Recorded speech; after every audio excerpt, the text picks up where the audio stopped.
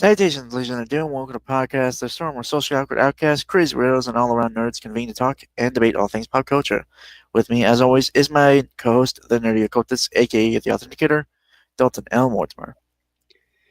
Good evening, everyone. I apologize if I'm kind of low energy today. I felt like shit pretty much all day long. And I've gone to the bathroom like 7 times in a row. So if I'm low energy, it's because I have become far too acquainted with the toilet and I don't like it, and it's sapping all my energy. Right. And I am your host, last time I want to be, the Brainstorm Pop Culture. How's everyone doing? I'm better now that I think I have emptied out my insides. But I really wish I didn't have to have hollowed out my insides as much as I have. Hello, Melinda. Good to see you. Been a minute. Yeah, so it's going to be kind of it's going to be roughly a short, a short stream, depending.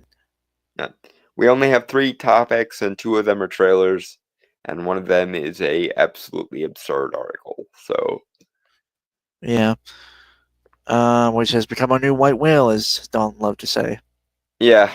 And then after this, we are going to be doing, December related stuff. So we are. Yeah. As of December, we will be moving towards Christmas stuff, because unfortunately, various moralistic fuckwits try to lay claim to holidays every year like fucking clockwork. Right. All right. Let me share it. So yeah, this was from jakesteinberg.substack.com, personal blog of his, some kind. We had stopped at the Kotaku dedicated thing, which I will reread before we start anew. All right. Kotaku Detected, list of folks who work, have worked, or are friends with Kotaku and beyond. Kotaku has turned into a more all-encompassing word for everything wrong with the video game industry. This page aims to become a comprehensive directory of individuals who work, have worked, or are in some way related to Kotaku or other game companies that have become websites that have historically shown to care more about pushing activist agendas and narratives instead of conversations about video games. The initial sections of this page include some of the worst writers, editors, and others who have contributed to the downfall of games journalism over the years for various reasons. Each entry provides relevant information or further research, including the roles, articles, and/or linked video or tweet explanations. Whether you're a researcher, enthusiast, or industry professional, this resource is designed to spotlight the people behind Kotaku's content and hold them accountable for their actions. Yeah, because I don't know if you've noticed, games journalists, but people would rather your journalism focus on things like games instead of infiltrating games as an excuse to do essentially softcore political activism.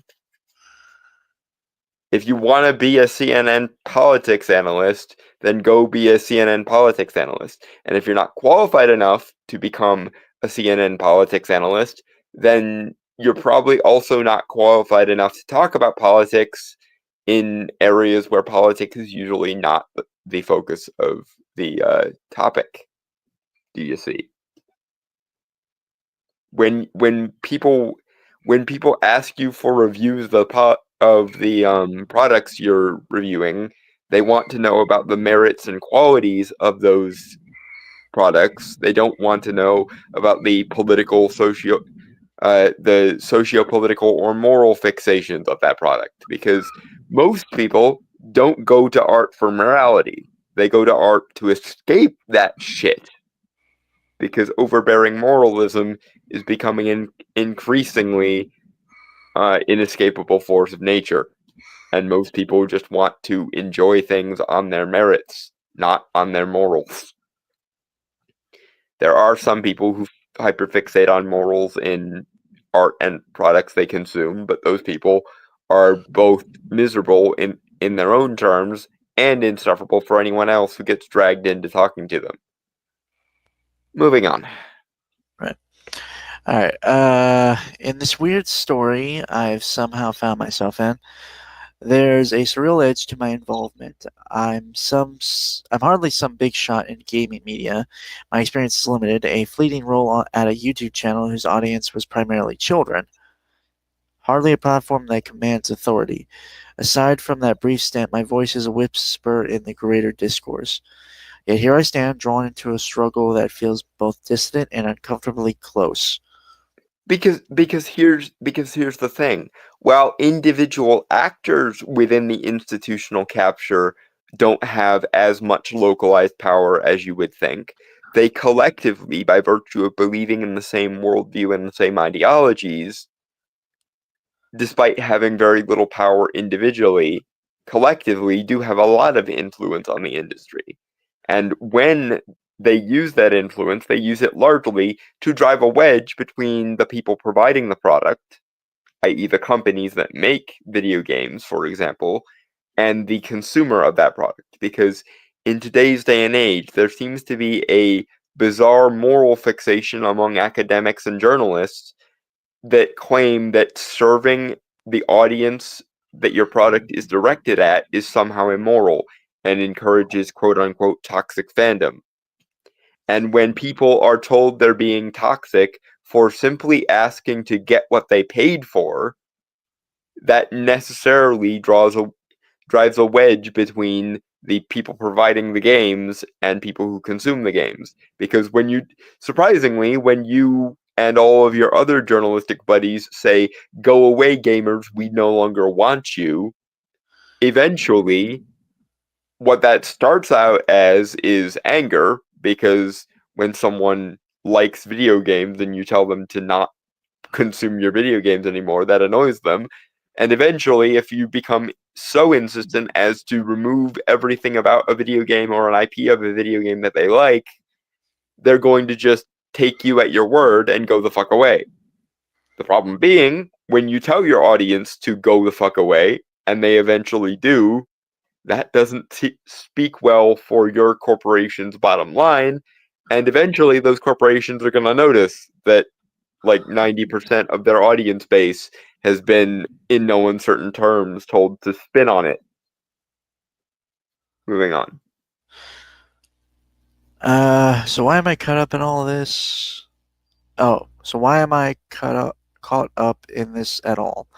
Movements like Gamergate often flourish on the creation of enemies, individuals they can scapegoat, claiming we seek to strip away something precious from them. But, as previously stated, my power in this arena is so feeble I cannot imagine anyone charging me with greater license.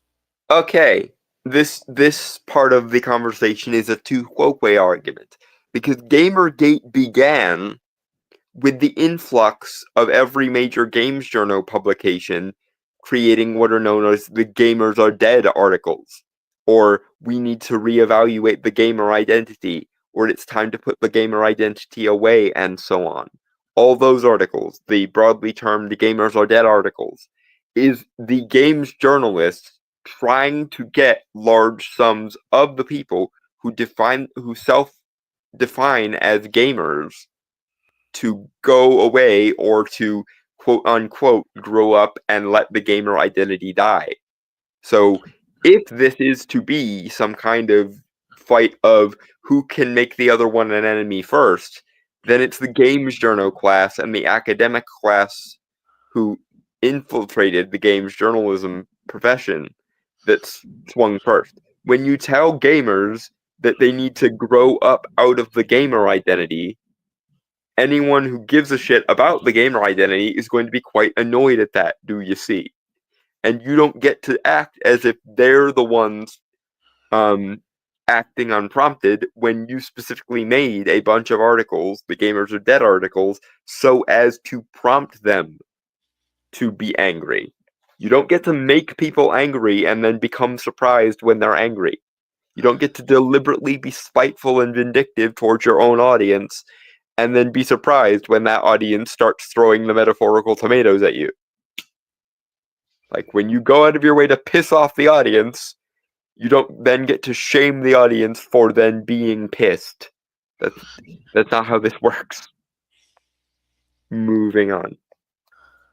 Right. Instead of asking why me, I find myself questioning why not others. Surely, if a figure of real prominence in gaming media were to lend their voice to progressive ideals, the heat would dissipate from my back. They do, and they are, and the problem is there are more people doing it than just the major players. And this entire article of yours suggests that you ideologically agree with the people who consider it an outstanding virtue to alienate and demoralize their own audience. And if you are the type of games journalist who will vouch for the idea that we should demoralize and eventually demonize our own audience, then you're going to get thrown on the pyre with all the rest of them, because you guys don't seem to even understand that the idea of demonizing large sums of your audience is a problem and an unnecessary one to begin with. Like, at some point you're going to have to look into the mirror and realize that you are a large part of this problem. Calling your audience or your fan base or your customers toxic for giving a shit about the IPs they enjoy is a problem in and of itself, and it always has been. Better were the days when, occasional pandering aside, the adage of the customer is always right in matters of taste existed. Even when that would sometimes backfire because corporations would try to pander too hard to the audience, it at least made more sense than any attempt to please the audience is now de facto immoral, which is basically where we currently are.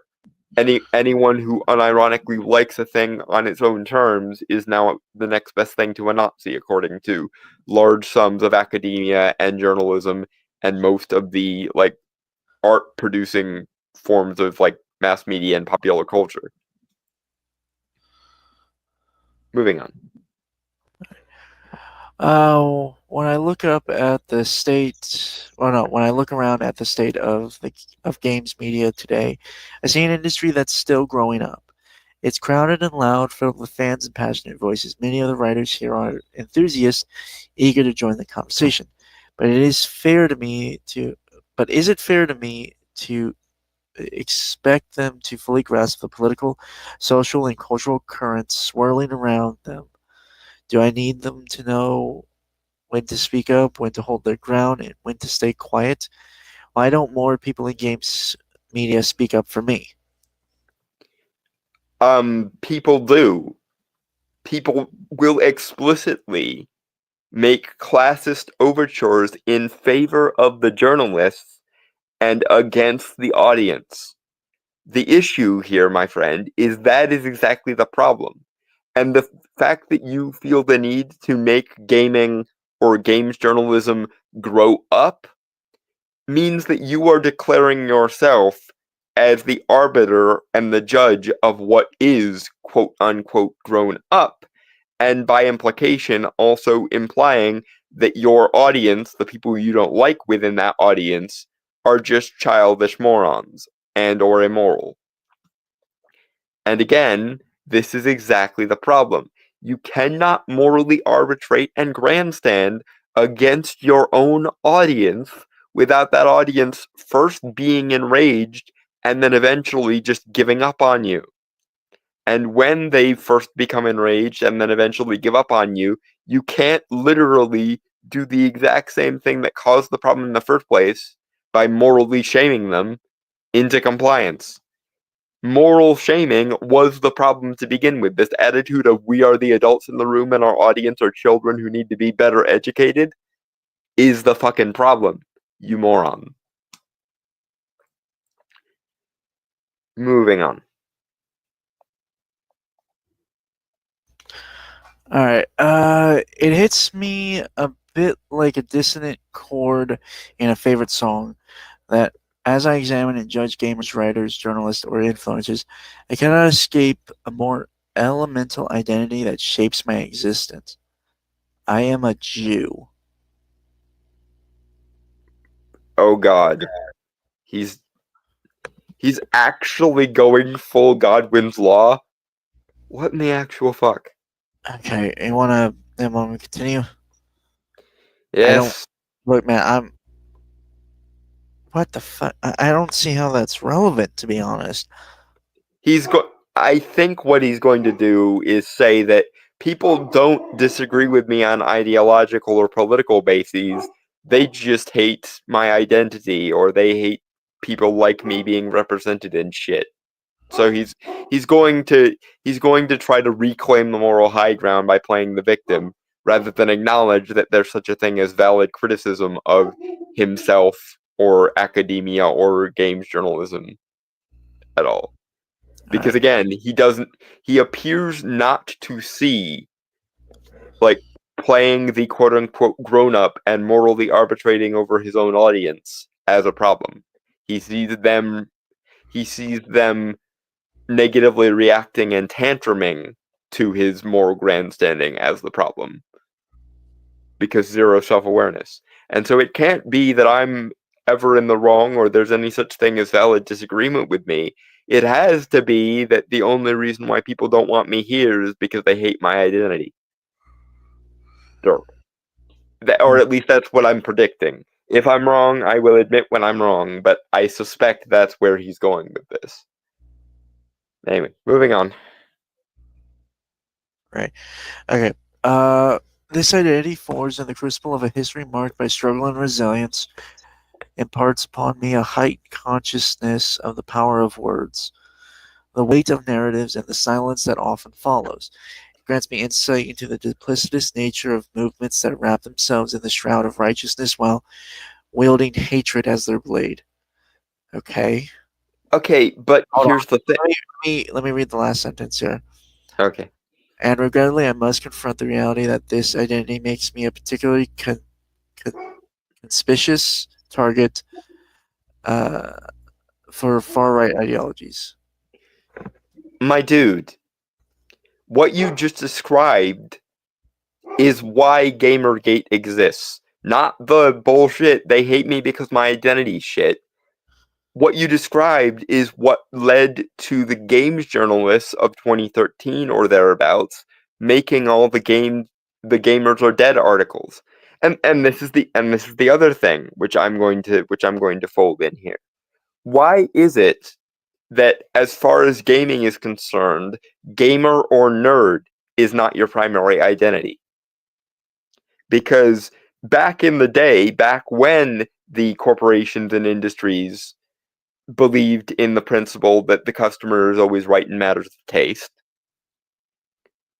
back in the day when corporations tried to please their audience, the identity that unified everyone was gamer or nerd or geek or the other assorted identities that are actually related to what your personality is like and what sorts of IPs and products you like. And one of the reasons why Gamergate took off as much as it did is because when the Games Journo class decided to make the Gamers Are Dead articles, a bunch of gamers saw the moral framework of social justice encroaching and corrupting on the sphere of influence that was gamer culture or geek culture or nerd culture, and they prioritized their identity as a geek or a nerd or a gamer over other more rigid academic or demographic identities. Like, for example, I am gay, I am also crippled, I have spastic diaplegic cerebral palsy, and I am a polytheistic occultist. But where geek culture is concerned, I primarily focus on my credentials as a nerd. And I don't tend to bring the other layers of my identity up because I would rather live in a world where people of all stripes are welcome to engage in geek culture because geek culture is awesome and should stand on its own merits. That's why I have friends who are a lot more right-wing than me or a lot more left-wing than me. But we can cohabitate because we don't view gaming or gamer or nerd culture as somehow subordinate to all of our other identities. There is a academic scripture that says you should prioritize various forms of academic and demographic identities over any individualistic or meritocratic identities. And that is why Gamergate existed. Because when the games journalist made the Gamers Are Dead articles, the people who prioritized being a gamer or being a nerd or being a geek over their other identities said, fuck you, no, that shit is not welcome here. Gaming is for everyone, and that includes people of different philosophical, moral, and political persuasions. You cunts. And the games journalist profession and most of academia fucking wedded themselves because they didn't think that was even possible that would happen. Moving on. All right. So reader, listen up. We're losing ground here. The shadow of Gamergate of the Gamergate movement has become alarmingly prominent over the past year. It would be easy to chalk this up to the work of faceless operatives, those right-wing profiteers who lurk in the dark corners. Dark corners of social media for their own gain, or to think that this wave of anger and destruction is simply a byproduct of our broken social platforms that feed off reactionary conservative conflict. But to rest here in that comfort is to miss something critical, something urgent. We are either unable or perhaps unwilling to reckon with this movement head on, and until we do, we can only expect it to see it grow. Okay, and here's the thing. The reason why there are so many spin-offs of Gamergate, like Comicsgate, the Fandom Menace, the Warhammer, the Civil War in the Warhammer fandom, etc. The reason why there are so many of those is because round about 2013 or so, the academic ideology known broadly as social justice, or I usually just refer to as neo-Hegelianism now, decided that they were going to try to capture cultural institutions of pop culture. And because the geek or the nerd or the gamer identity was so prolific round about 2013, they decided to co-opt and institutionally capture a bunch of gaming spaces, like video games, like D&D, like Warhammer, like Star Wars, like Doctor Who, etc., ad nauseum, and people who liked those IPs as they were and liked geek culture as a whole as it was, didn't like seeing all this moral and ideologically overbearing frameworks trying to institutionally capture and eat from the inside out their favorite hobbies, interests, IPs, and so on. And for some of those people, their identity as a nerd, as a geek, as a gamer, as a D&D player, etc., ad nauseum, was more important and more central to them than their academic or demographic identities would be. And so, given the choice between the academic ideology that used to be referred to as social justice, or postmodern deconstructionalism, or the Frankfurt School, or indeed neo-Hegelianism, when faced with a choice between letting those ideologies co-opt and institutionally capture those IPs, people prioritize their identity as a gamer, as a geek, as a nerd over the academic conception of their other more basic demographic identities like race, sex, orientation, and so on.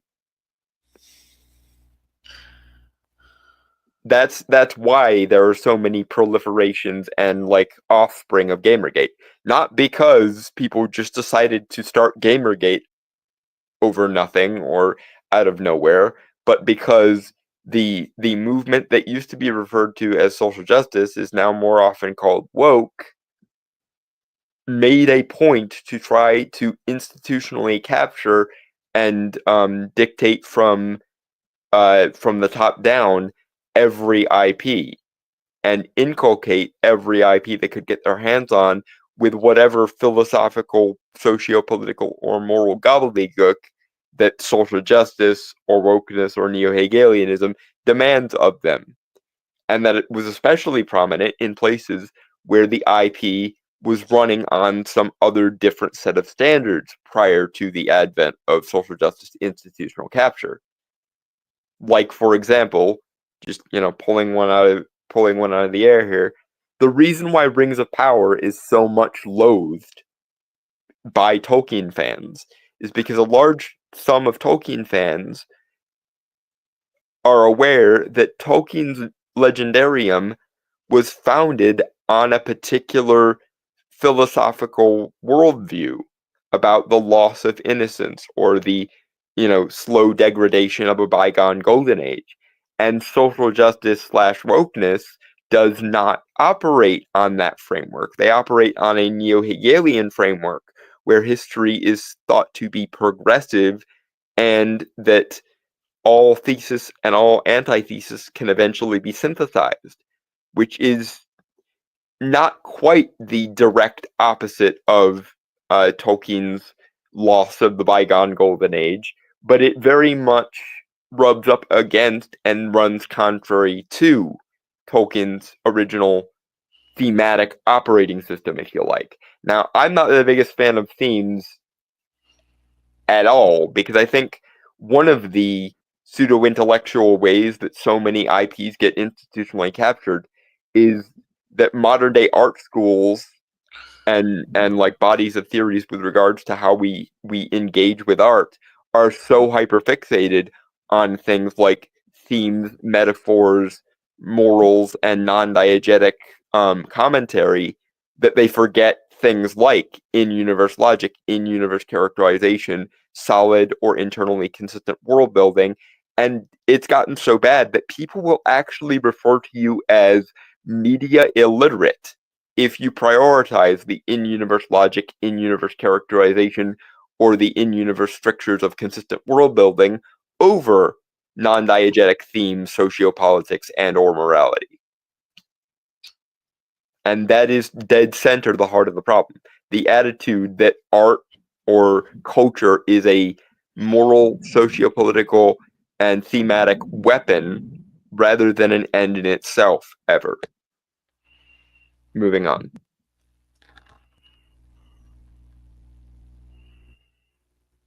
Right, give me 1 sec. Alright,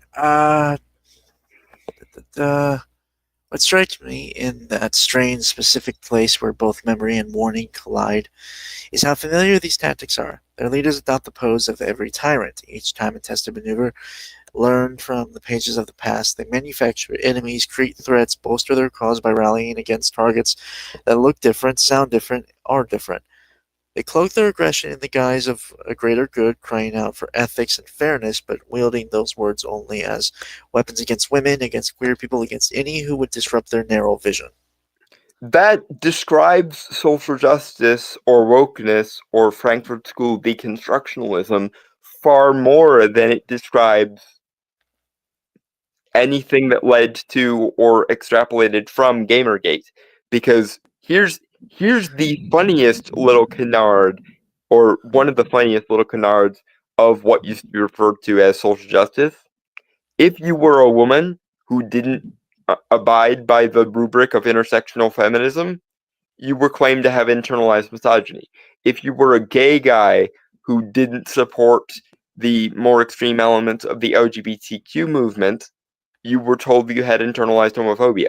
If you were black and didn't have a positive word to say about Black Lives Matter, or felt that Black Lives Matter was actually making racial tensions worse than they otherwise were in the 90s and early 2000s, then you were accused of having internalized racism.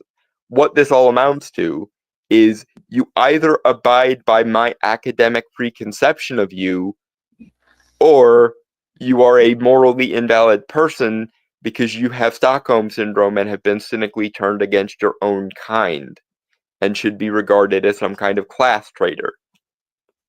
That attitude of we have the only valid perspective and any alternative perspective will invalidate you as a person applies far more to social justice or to wokeness or to neo-Hegelianism than it does to the various and sundry people who had common ground in places like Gamergate. And by the way, Gamergate in its original formation was largely a center-left movement. The only reason it looks more right-wing now is because thanks to the social justice institutional capture of so much of culture, so much of academia, so much of politics, etc., because of that, large sums of what used to be considered part of the left, classical liberalism, classical libertarianism, even social democracy, are now viewed as right-wing if they don't accord with intersectional feminism, social justice, and other assorted critical race or gender theories under the rubric of the Frankfurt School and neo-Hegelianism. And that's why everything you don't like is now right-wing. Not because there are no left-wingers in the group that you're identifying, but because the second someone sins against social justice or intersectionality, they get lumped into being right-wing, no matter how policy-wise or principally left-wing they are. Like, I supported Bernie Sanders both in 2016 and 2020, and my second and third choices in 2020 were Andrew Yang and Tulsi Gabbard. And I still consider myself to be a classical liberal stroke libertarian in principle and a Scandinavian-style social democrat in practice, but I vehemently oppose social justice for exactly the same reason that I vehemently opposed evangelical tradcon family values of the 80s and 90s. Because overt authoritarian moralism and censoriousness has never done anything to help anything, especially not when it tries to morally grandstand and co-op mediums of art, especially popular culture.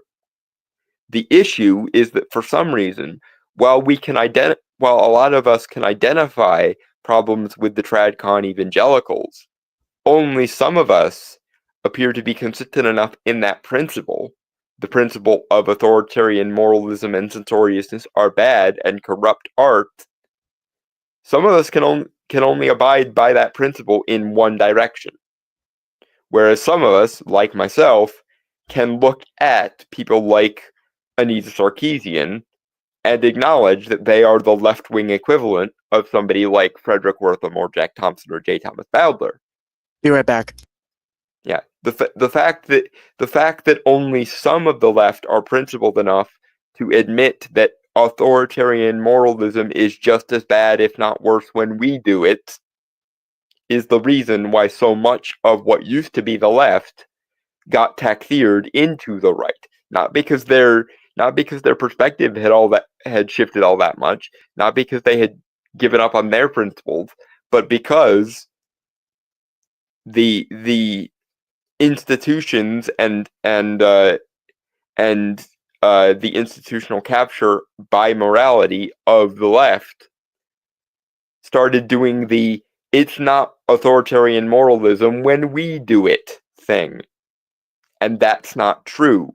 I don't agree with Frederick Wortham, Jack Thompson, or J. Thomas Bowdler, but nor do I agree with people like Robin DiAngelo or Anita Sarkeesian or Bell Hooks. Do you see how that works? Just because you've changed the direction the authoritarian morality is pointing doesn't prevent it from being authoritarian moralism. And I am against authoritarian moralism. I have been pretty much as long as I've had any sort of political consciousness whatsoever. I didn't like the Jack Thompsons, Frederick Worthams, and J. Thomas Bowdlers of yesteryear and their Hays Code, but nor do I like modern day social justice, intersectionality, and its equivalent of the Hays Code, which is broadly termed Bridge, ESG, and DEI. What the right wingers did with the Comics Code Authority and the Hays Code, the left wing is currently doing with ESG and DEI initiatives. And if you are a person of a diverse background who doesn't abide by the neo-Hegelian Frankfurt School social justice intersectional framework, you are told that you are a morally invalid person because you have Stockholm Syndrome and you hate yourself. It's literally agree with our academic preconceived notion of you, or we're going to assume that you can't think for yourself and that you have been cynically turned against your own kind and are therefore a class traitor. That kind of bullshit is exactly the problem. Because when a gay person, for example, watches that "We Will Convert Your Children" video and notices how much of an optics fail it is and how much tinged with political activism it is, and say to the other gay people, "Hey guys, we probably shouldn't be co-signing every negative stereotype of gay people that the evangelical right had back in the day, because it's only going to erode all the work we did to get as far as we've gotten." Instead of the institution going, "Oh, wait, shit, you're right, this is a complete optics fail," the people telling the "we will convert your children" types not to be literally every evil straw man that the right wing always said we were, they're told that they are the problem and that they need to get with the program and that they have internalized homophobia, because anyone without internalized homophobia has no problem with, for example, MAP advocacy being added to the LGBTQ spectrum. For those who don't know, MAP is short for minor attracted persons, and it's a transparent attempt by certain aspects of the LGBT movement to literally treat pedophilia as if it is a sexual orientation with no more moral weight than any of the other ones. And that's why there are movements like Gamers Against Groomers or the LGB Alliance, who actually want the things they claim they wanted in the 90s and don't want to see the right-wing prophecy of gay people are just a bunch of pedos come to fruition. And yet we're seen as the radical ones for going, no, we actually meant what we said in the 90s. It wasn't just like a tactical recontextualization of what we actually wanted. Whereas for a lot of the activist class in today's day and age, it really does feel like large sums of the old school, punk movement and the irreverent in the face of authority people from the 90s were just tactically concealing their power level, more or less. Because now they actually consider it a moral good to embrace every negative stereotype of gay people and quote unquote reclaim it. Moving on.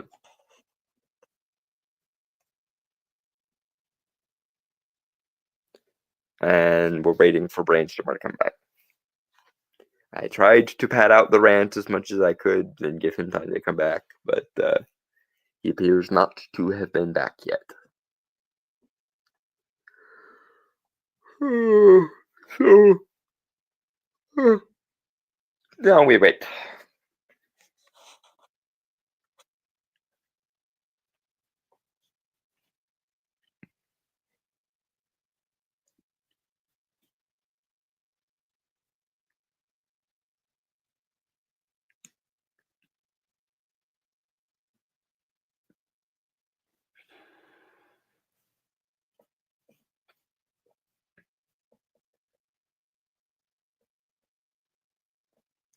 How are you doing, by the way, Melinda?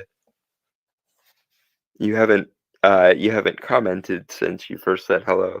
I hope you're still listening to us.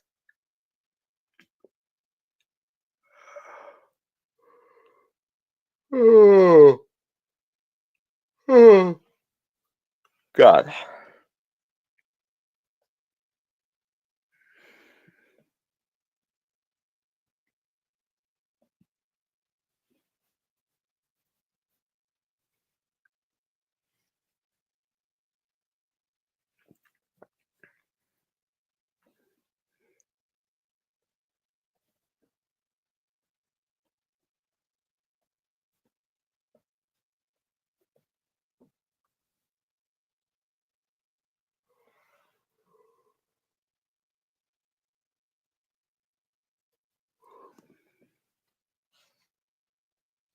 Okay, I'm back. Huzzah. Yeah, And sorry. on Sorry. I got myself some dinner, so I was feeling hungry, and I also had to.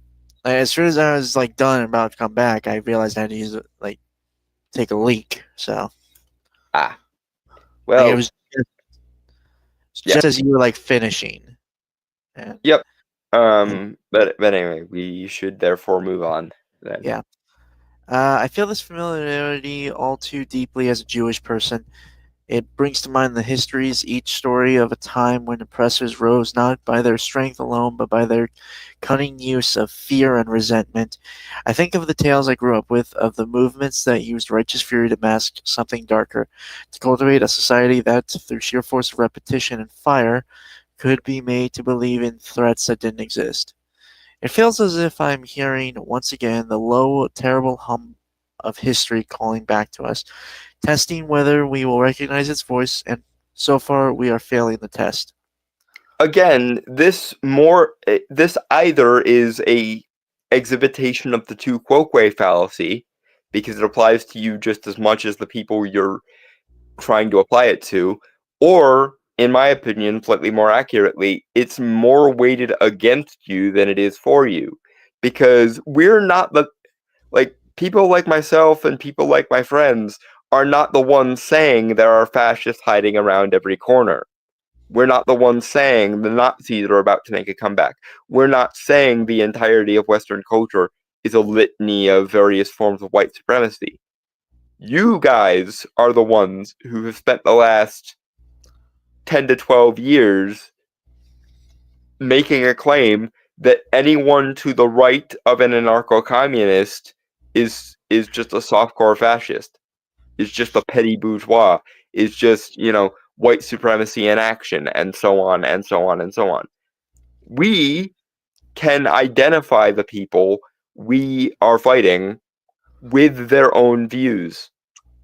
You people, generally, have convinced yourself that you are the only valid moral framework, and that everyone who disagrees with you is therefore a Nazi, a fascist, a white supremacist, etc., ad nauseum.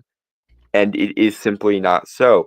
And again, not only have you alienated several reasonable people on the right who are sick of being called fascist when they categorically are not and no longer give a shit, but you've also alienated large sums of the left who remained principled when you failed to remain principled.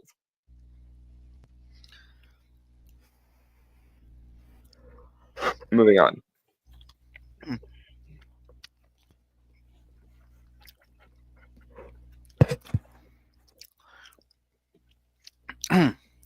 This is our task now, not to push these movements away as if there's something too disgusting to touch, but to break them down piece by piece, fully aware that every moment we hesitate only gives them more room to breathe and grow. And if we don't, if we drop the ball, well, we already know the playbook. We've seen this before. Because you are the people utilizing that framework. The framework of institutional capture, the framework of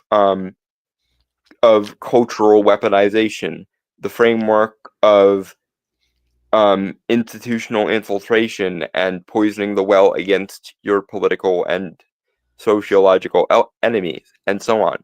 Again, we're not the people generally engaged in institutional capture. That was very much you. You started in like the late 2000s, and then 2013 was the first time that you felt like you could emerge without your skin on because, Obama had won the second time. And as a result, you stopped, quote unquote, concealing your power level and started to try to institutionally capture various forms of popular culture and, more importantly, institutions like corporations, academia, the media, and so on. And when people noticed you doing that, especially when you started to try and co-opt things that were very central to people or things that were very much a part of people's daily lives, they started to push back against you, and that's what begat Gamergate. You tried to institutionally capture Star Wars, Star Trek, Lord of the Rings, Marvel Comics, DC Comics, the Warhammer. The list goes on and on and on and on and on. And while you may not have succeeded in doing that fully, because people did in fact push back against you, and that's why there are things not only like Gamergate, but like all of Gamergate's inheritors, like Comicsgate, the Fandom Menace, etc.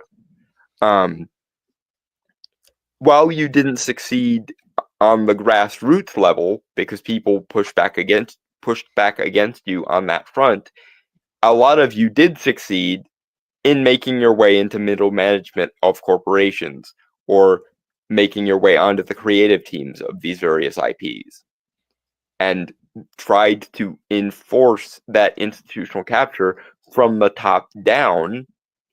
And when people wouldn't have it, they first got angry enough to fight you back, and now are eventually going to reach the point where they're just willing to concede the ground.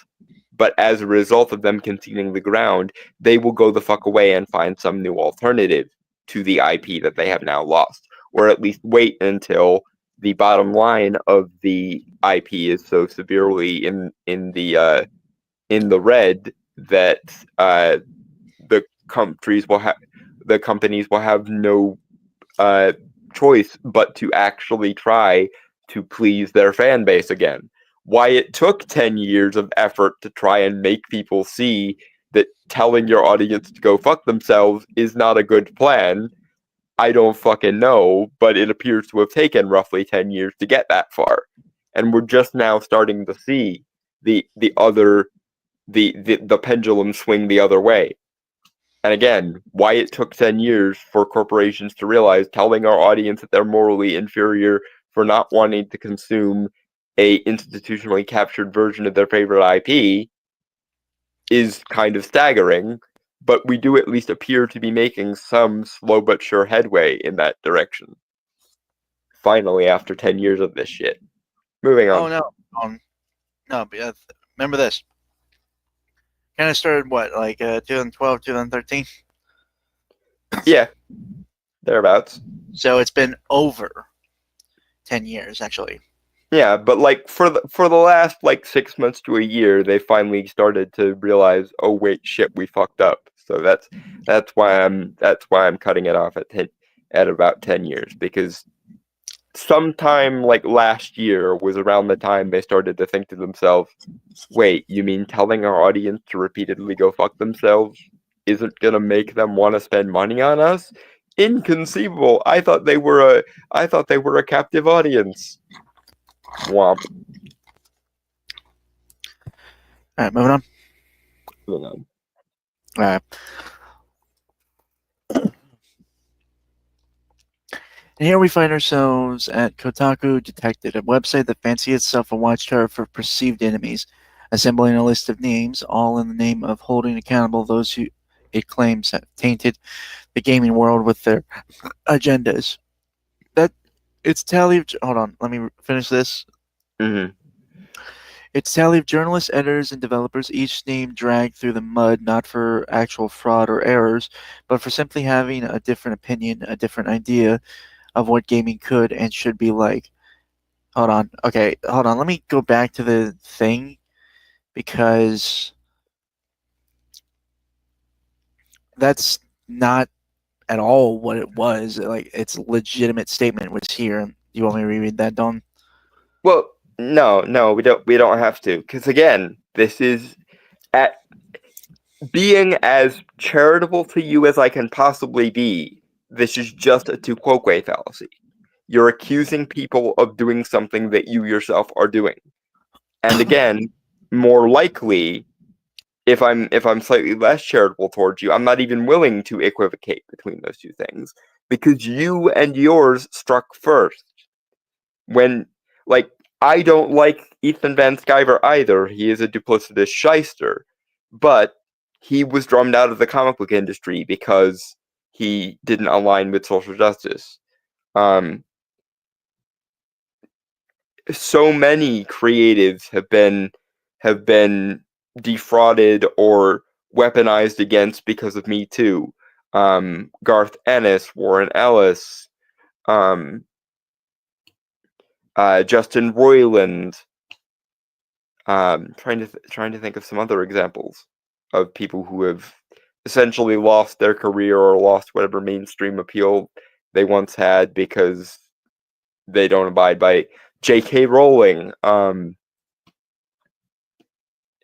The list does indeed go on, even though my brain is is a bit too deprived at the moment to think of a lengthier list.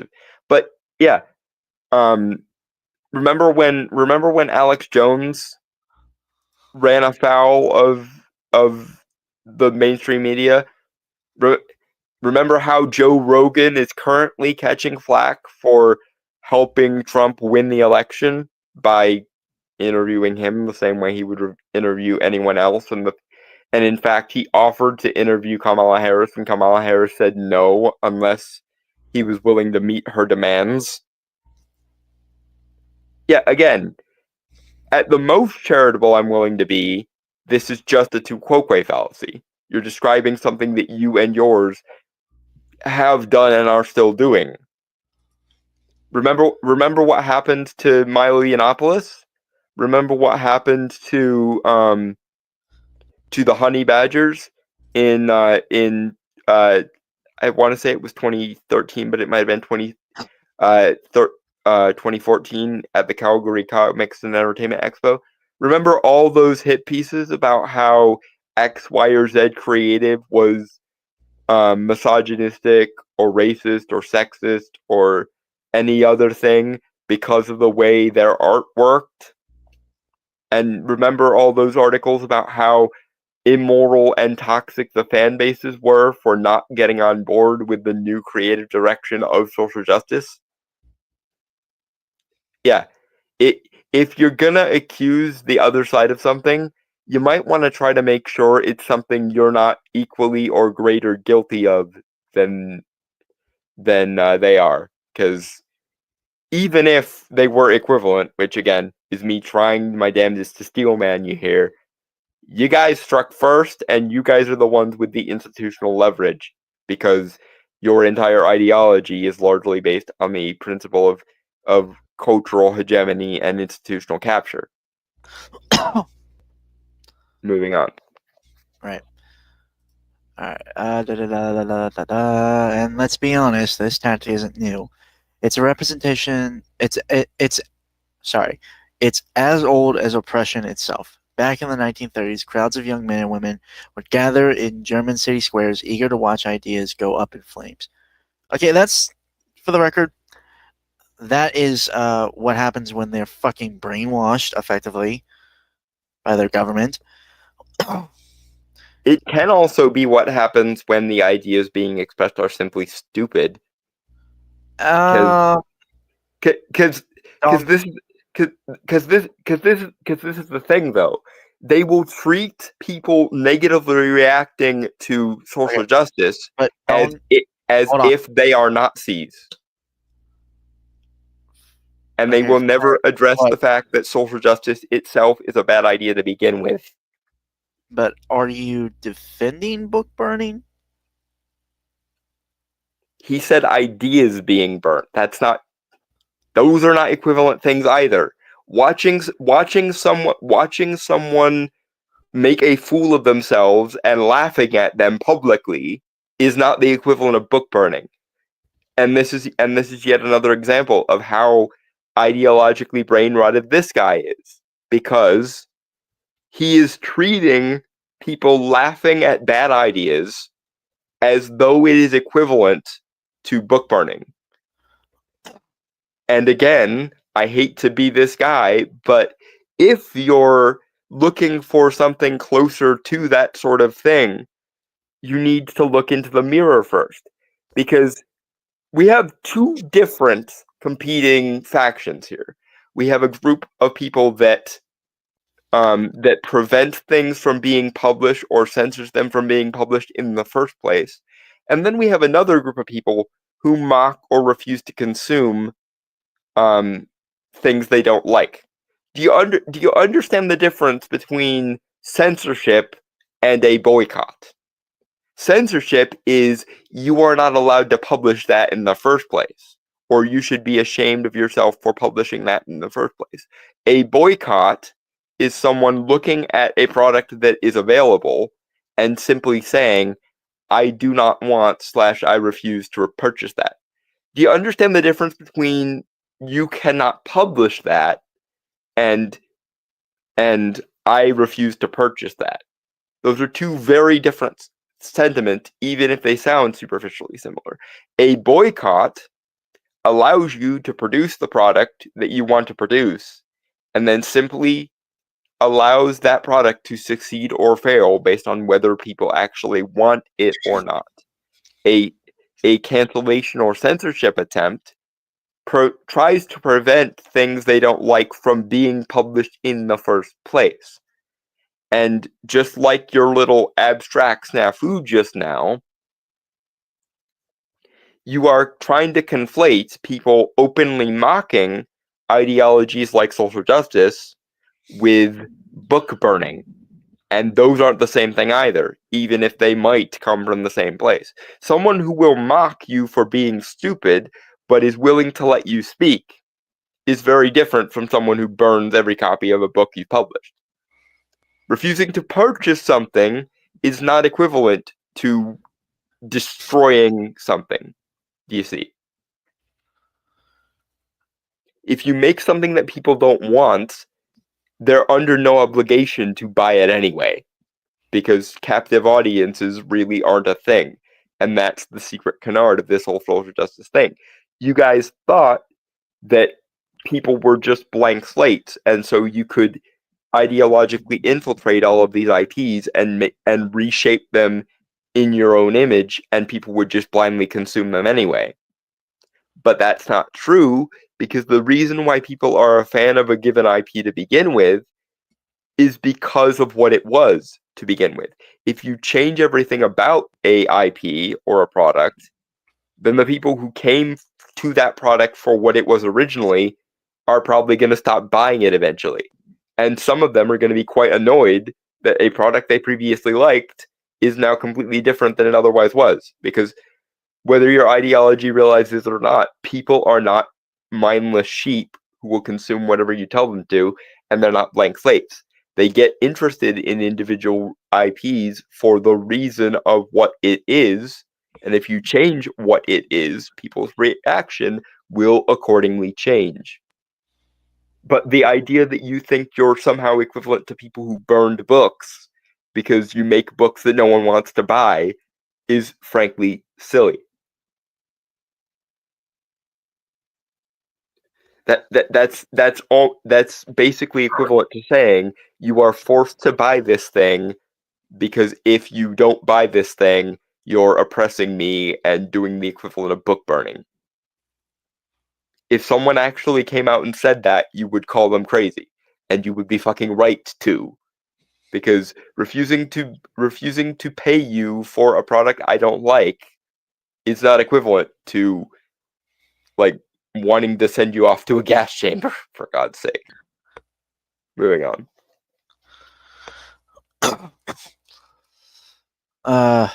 Wait a sec. I've been reading When Books Went to War by Molly Guptill Manning, where she details the work of Dr. Paul Joseph Goebbels. Goebbels, Hitler's right hand in the Reich chamber of culture. Goebbels understood the power of ideas and worked to rid German society of anything that might threaten Nazi ideology. It's Goebbels, by the way, but yeah.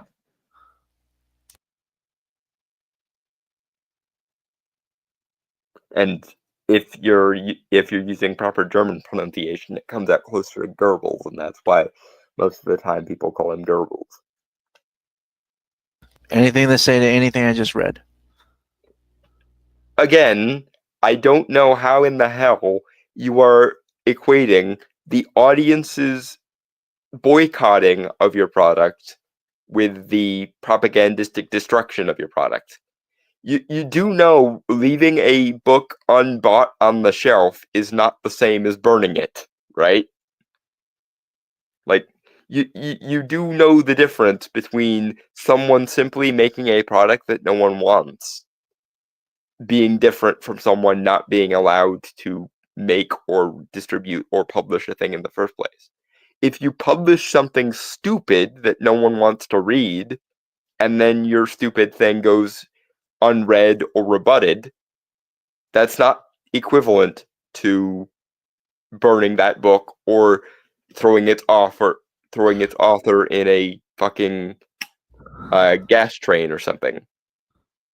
You're trying to make yourself the victim of this, and at best, if I'm being charitable, you're guilty of the tu quoque fallacy, and if I'm slightly less charitable, you guys struck first, struck worst, and have institutionally captured all of these IPs and all of these institutions.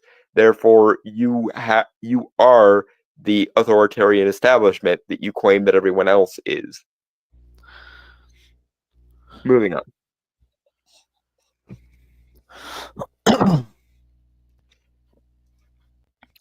Historians were the politically progressive, those who dared to voice the possibility of peace or reform, who hinted at change or dignity beyond the Nazi vision, and so they listed them. These dangerous minds: Karl Marx, Upton Sinclair, Jack London, Helen Keller, Albert Einstein, Thomas Mann. They listed them so they could burn them, erasing thought and hope and challenge to clear a path toward uniformity. These were the voices too un-German to be heard, and so the flames rose to consume them. Yeah, and people aren't doing that with your shit. They're just refusing to buy it.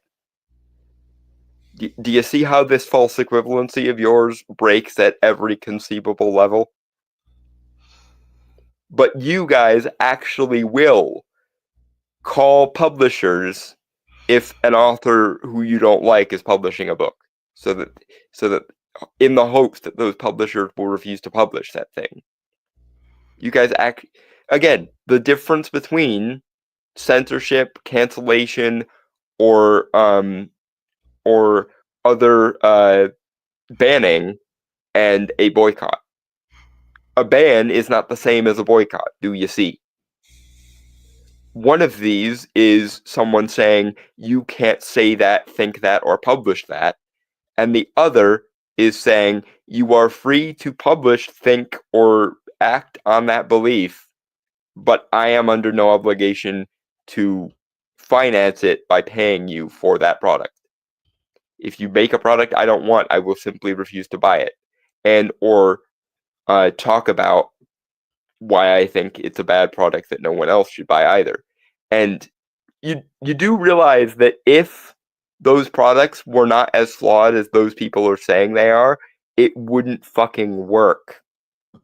The only reason people listen to negative reviewers of video games, TV shows, movies, etc., is if and when that product is actually bad.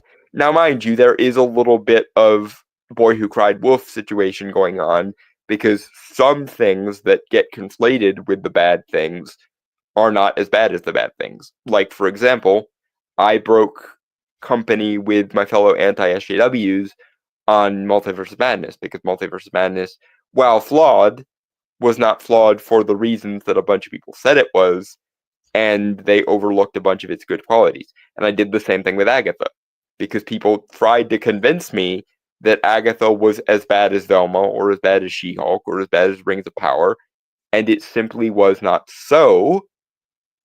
And as a result, Agatha all along did much better than things like The Acolyte did.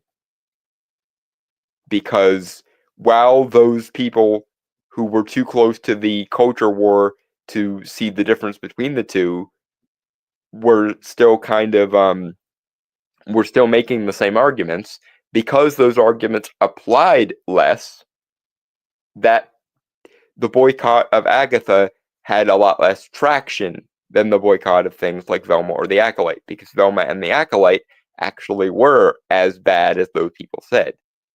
I point this out because you seem to, once again, be laboring under the idea that the masses are some kind of blank slate that anyone with enough authority can just tell what to think. And that's not true. People find people like Nerdrotic or Critical Drinker or Mahler compelling because most of the time they have cried wolf, there's been a fucking wolf. On occasion, they will see a husky and think it's a wolf, and that's when people like me will part company with them.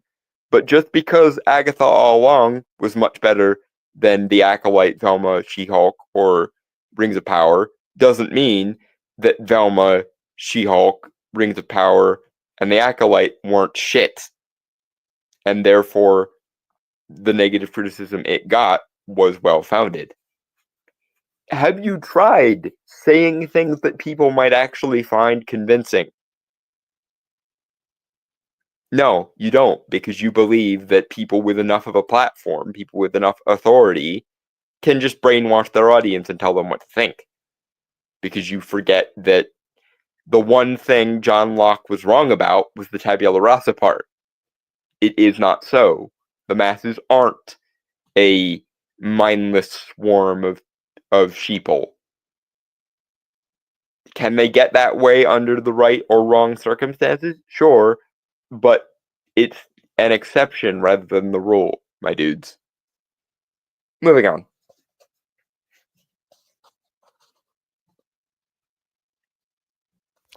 Yep. Okay. When the book burning resumed, another student announced the names of authors whose books were. And I think this is the next script from when the books went to war. Mhm. When the book burning resumed, another student announced the names of authors whose books were being destroyed and explained why their ideas were harmful to Germany. Sigmund Freud was denounced for falsifying German history and degrading its great figures. Emil Ludwig was criticized for his literary rascality and high treason against Germany. Erich Maria Remarque was condemned for denigrating the German language and the nation's ideals. Author after author was named, book after book was burned, and the crowd cheered as if they were watching a sporting event. And so it continued for hours into the night. Do you want to know the real reason why the Nazis were so lionized when they first showed up? It's because because of the fact that Germany and its allies lost the First World War, Germany was basically living under wartime conditions 24/7 because the allied countries in the First World War wanted to punish Germany and its allies. And it was under these harsh living conditions, these harsh like societal and economic conditions, that the German people wanted anyone who promised them a better life. So all the Nazis then had to do is say, you guys know that you wouldn't be you wouldn't be suffering like this if it weren't for all these rich Jewish people, right? And then away we go. And that is another aspect of this that rarely ever gets a mention. In order to demonize a population, more often than not, you have to make them seem like they are the privileged ones, the ones with undue advantages, undue power. The French Revolution against the aristocracy, same thing. The aristocrats have undue influence, undue power, and undue luxury, and we should take it away from them. Nazis with the Jews. Jews control the banks and have more money and power than they should, and therefore we should take it away from them. The Hutus and the Tutsis. They have unearned power and unearned privileges that we should then take away from them. So tell me, how exactly does the ideology broadly termed social justice help with that? Because social justice is yet another example of an ideology that says this group of people have power and privilege that they shouldn't have, and we should knock them down several pegs until they've been equalized. Because that's not us. That's not us saying that. That was and is the games journalists saying that about straight, white, cisgender, able-bodied, middle-class to upper-middle-class men. Or usually just men. The fucking class thing didn't even rate most of the time, unless there was some reason for working class to suddenly be thrown in there. But point being, we're not the ones who say there's this unfalsifiable cabal of rich, powerful people who we need to dethrone. That is very much intersectional social justice doing that. Typically, when you think about the precursors of a genocide, the people being genocided were once people who people thought had unearned privilege. Because generally speaking, most people would rather be the victims of injustice than the people perpetrating injustice. So in order to convince people who otherwise wouldn't condone injustice to commit injustice, they have to be convinced this group has unearned privileges and we need to make it more fair. So let's get their shit and take it from them and get rid of them if we have to. And again, it's usually the people spouting the term privilege that are guilty of the genocide, not them who are the victims of the genocide. Moving on. Kotaku detected resurrects this very tactic, digitized and crude. Instead of a bonfire, we're now dealing with social media outrage and a race for YouTube views, making individuals the targets instead of ideas, cranking up hostility rather than offering real critique.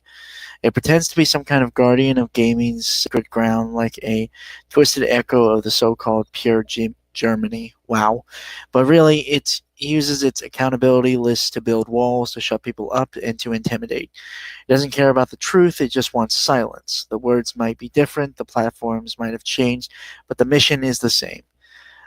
To wipe out any voices that threaten their narrow, scared worldview. Okay, no, that's you, motherfuckers. Yeah, again, to Quoquay, you are either saying something that you are more guilty of, or you are saying something that you are just as guilty of.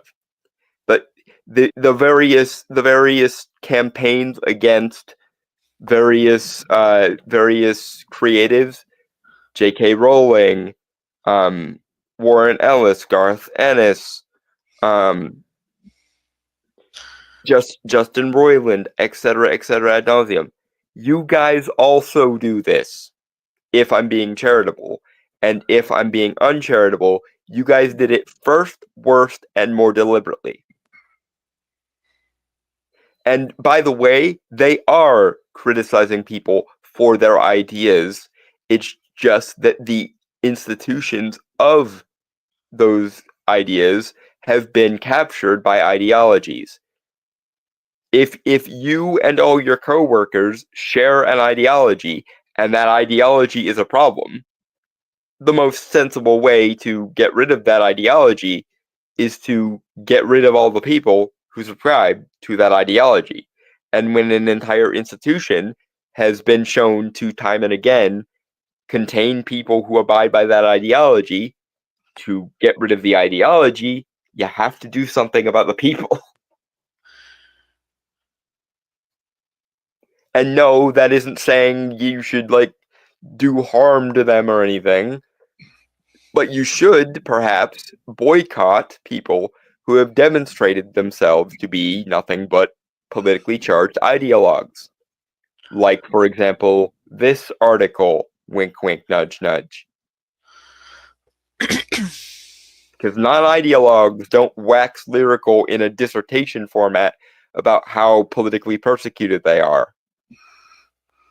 They just get along with their day doing the actual work for which they're paid and don't see their creative output as some kind of personal, political, and moral weapon. Moving on. Alright. And it's not just the writers or game developers who should be paying attention. It's anyone who dares to speak up or dreams of a culture that embraces everyone.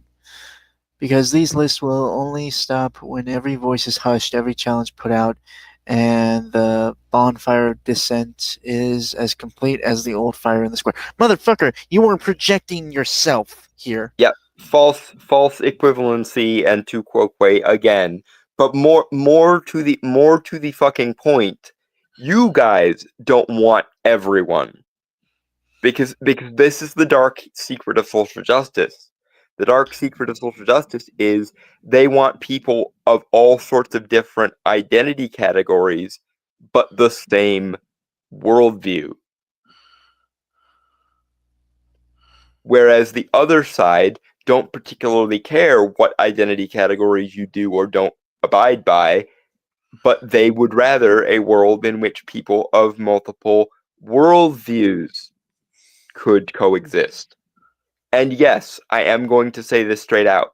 Even as a gay person, even as a disabled person, even as a religious minority, even as all of that, the ability to disagree on ideological, moral, philosophical, and political grounds is more important than the racial, gender, or sexual identity decals that the person has. I would rather a group of people who had a rainbow of different ideas than people who had a rainbow of different skin tones or genders. Because it doesn't matter if every fucking Tumblrite form of sexual identity is in a workplace if every single one of those people agree with the same moral, political, and sociological framework. I'd rather live in a world where there were many different people who both could be of different identities, but also, and more importantly, be of different perspectives, different ideologies, different worldviews, different frameworks. Do you see how this is a more important version of diversity than identitarian diversity?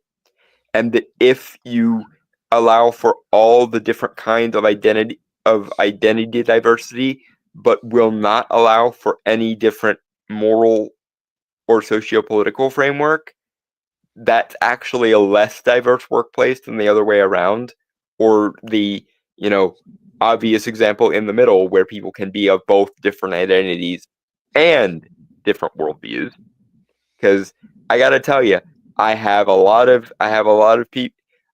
people in my life who are various different identities, women, people of various different racial groups, etc., ad nauseum. I myself am gay. I have straight friends. I have bi friends. I have pan friends. I even know one dude who is who is poly and pan. So like I don't have any issues with regards to the diversity of my friend group. And what's more, my friend group is even more diverse than that because we all have different political and philosophical frameworks that we also abide by. The stunning thing for me is how limited you guys are when it comes to the amount of philosophical or political disagreement you allow. It doesn't matter if you want all the decals if you don't allow people to have different operating systems, my dudes, to put it in gaming terms. You can put all the skins you want on things, but if they don't actually function as meaningfully different characters, then you're not actually creating diversity.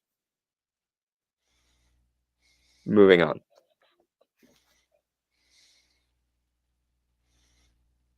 All right. Okay. Again, reader, we need to douse this fire before it spreads. Of course, there's an irony here. One we would do well to see clearly. The folks who shout the loudest about freedom of speech are often the same ones who can't stand the existence of certain games or the gamers who play them. They love to proclaim their rejection of identity politics, yet it's funny how their blogs and YouTube channels, which they insist are all about gaming, spend way more time defending their version of acceptable identities than actually discussing the games themselves. Again, at the best, you're committing the tu quoque fallacy here, because you would rather hyperfixate on the political and thematic implications of games than talk about their functionality, talk about their writing quality, talk about their world building, talk about their characters, etc. And even the worst parts of the anti-SJW side of this, which, yes, they do exist. There are people who basically embrace the straw man, and that's whatever. But even they are willing to admit when a diverse character is well written at least some of the time. Again, there's the occasional cried wolf moment or false positive. Again, I will not forgive Gary and Critical Drinker and Mahler for shitting all over Agatha and trying to conflate it with things like the Acolyte when it is much better than all of those. But even their like false positive to false negative ratio is lower than your guys's, because you would rather believe that, for example, meritocracy is a harmful social construct and appealing to fandom is some kind of moral wrong than believe that people who disagree with you might just actually give a shit about whether the game and the writing and the characters and the worlds are good. Because a lot of you people will go out of your way to spite the fan base or the audience or the fandom. And then you will be surprised when you get some of that spite direct thrown back at you. People who made She-Hulk did a massive disservice to every person who liked the She-Hulk character as she was written. People who made Velma made one of the worst iterations of Scooby-Doo ever made. People who made The Acolyte did a massive disservice not just to Star Wars in general, but specifically to the mystical side of Star Wars in particular. And I get to say that because I am a fan of magic in most things when it comes to various, fiction IPs and so on. And therefore, my area of special interest when it comes to the Star Wars universe is definitely the mystical side of things, the Night Sisters, Sith sorcery, etc. And the Acolyte's Cult of the Thread and Ahsoka's attempt to do something with the Night Sisters are two of the most pitiful and pathetic and miserable and spiteful examples of trying to use those conceptions full stop. And I get to be mad at that because when you take something I like and you ruin it out of deliberate moralistic spite, then I get to feel spiteful in return. Do you see? Moving on. All right, take that guy who complained about the agenda in Dragon Age: The Veilguard. He's not upset that politics are creeping into the game. He's furious that politics aren't the ones he agrees with. It's always someone else pushing an agenda, always someone else ruining the purity of their beloved hobby. Motherfucker, that's just... You are literally in the process of doing that right now. You're literally saying, it's not me who pushes this politics, it's the other side who pushes this politics. I'm just the poor victim, don't you know? And look at my Jewish card, and therefore how it makes me the victim in all circumstances. That's what you've spent this entire article doing so far, is look at me, I'm a victim, that makes me more morally pure than my opposition, and that means that I get to shame them and frame them as the powerful institutions, even though any given gaming studio will call in Sweet Baby Inc. and other assorted consultants, even though every corporation has an HR and PR department that's lousy with social justice ideology, even though academia itself and things like critical theory and cross-disciplinary studies is lousy with social justice, etc., and even though we were allowed 10 years ago to institutionally capture as many pop culture IPs as we wanted, and we are now just dealing with the consequences of people not wanting what we're selling, somehow you're still the victim, and the grassroots alternative to you is secretly the mustache-twirling cabal of tradcons, deep down, somehow. Moving on. Alright. Sorry. But let's be real, identity is all they talk about. Hammering away at it like they're defending some bastion of truth. They want you to think they're fighting against bias and politicalization of their space, but the reality is that their every move is just as political, part of a carefully crafted campaign to deny and diminish anyone they can't stand. Motherfucker! Seriously! Tu quoque. I am criticizing you for doing the thing I am doing. To the nth. Yeah, if you genuinely were philosophically opposed to this, you probably wouldn't have written this article. Just pointing that out here. You accuse the other side of doing what you are doing, which either makes them just as bad as you, or actually makes you worse than them because you started it. Nobody on the ground was insisting that Jane Foster become Thor, that Hydra Cap brainwashed by Jordan Peterson Red Skull was a thing, that Riri Williams had to replace Tony Stark, etc., ad nauseum. No one was talking about sexism until people like Zoe Quinn, Brianna Wu, and Anissa Sarkeesian showed up, etc. Like, most of these IPs were pretty universally open to everybody, and then it was the social justice set that came in, captured the institution, and then said, anyone who disagrees with me on political, moral, or philosophical frameworks is an immoral, bad person, and we should demonize and call them fascist until they leave. And then when they did leave, you get to look all shocked and surprised when, wait, you mean when I told the majority of the audience to go fuck themselves, they listened to me and left? No, you should be obligated to buy the thing I want to sell. You shouldn't be allowed to disengage with an IP that doesn't serve you, even though the entire basis of my complaint was I feel alienated from this IP because it doesn't serve me and my identity. Derp. Moving on. Yep. Okay. So are these, and we're just going to do another half hour. Yep. All right. So are these people hypocrites? Absolutely. Again, projecting. But here's calling them out and sharing that truth in gleeful posts can be a mistake, a trap even. And our rush to show off how virtuous we are, we end up playing right into their hands. The reality is that these individuals are deceivers, and engaging with them on their terms only distracts us from what they really want. Tu quoque.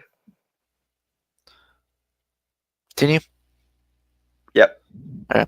Their goal, as the loudest in this crowd keep reminding us, isn't about having an honest chat about games or gaming culture. No, they thrive on the chaos they create, twisting the conversation until even the most harmless topics become fodder for outrage.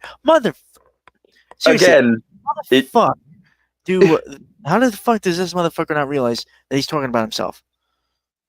because when he does it, he is the virtuous good one, and when people oppose him, they're opposing what he defines as good, therefore they're evil.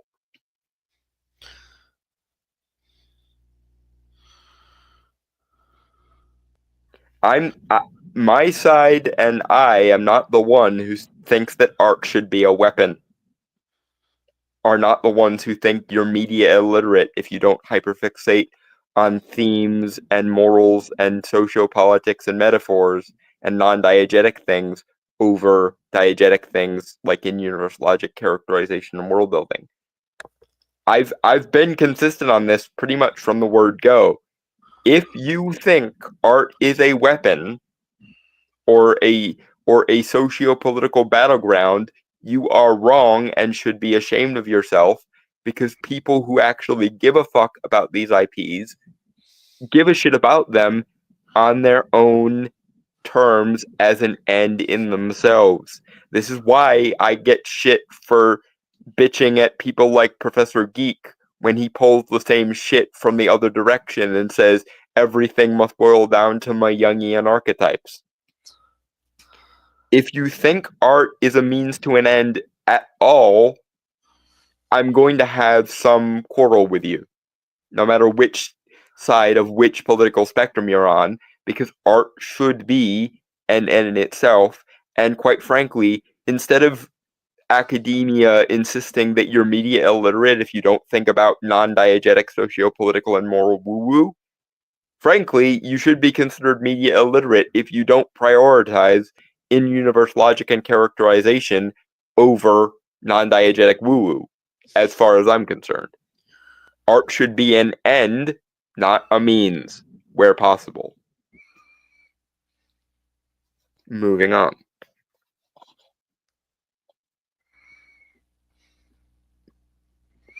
Alright. Their goal, as the loudest voice, I read that.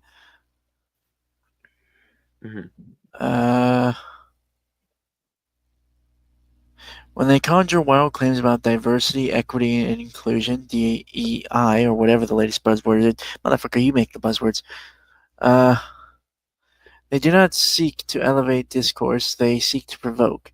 They want you to read something ridiculous about a video game and immediately jump to the conclusion that it's all about wokeness. That's the trick we need to watch out for. Engaging with their nonsense isn't just a mistake, it's handing them the keys to the narrative. Fuck you. They wouldn't have those keys if you didn't forge those keys.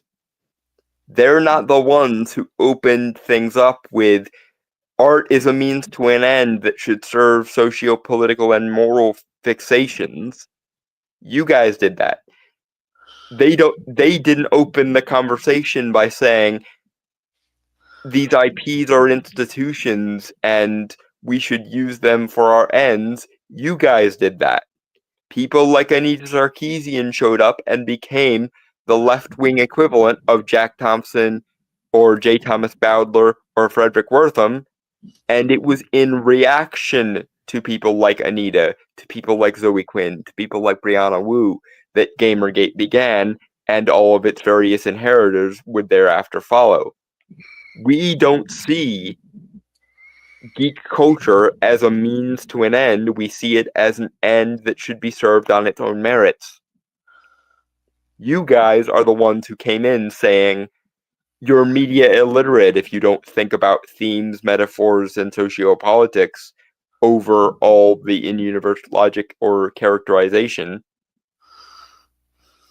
Again, if this is a bad thing to do, then you are just as guilty of it as the people you're criticizing are. And if it's a bad thing to do, we also need to address that you are the one who swung first. Because back in the day, it was the family values tradcon right wing, that the evangelicals, that did this. And they were laughed out of the room. Rightfully so. Again, fuck Frederick Wortham, may he burn in artistic hell. I don't know if Jack Thompson is still alive, but when he dies, hopefully of natural causes, may he burn in artistic hell. And J. Thomas Bowdler, I think, is older than both of them, and I'm sure he has long since been in artistic hell.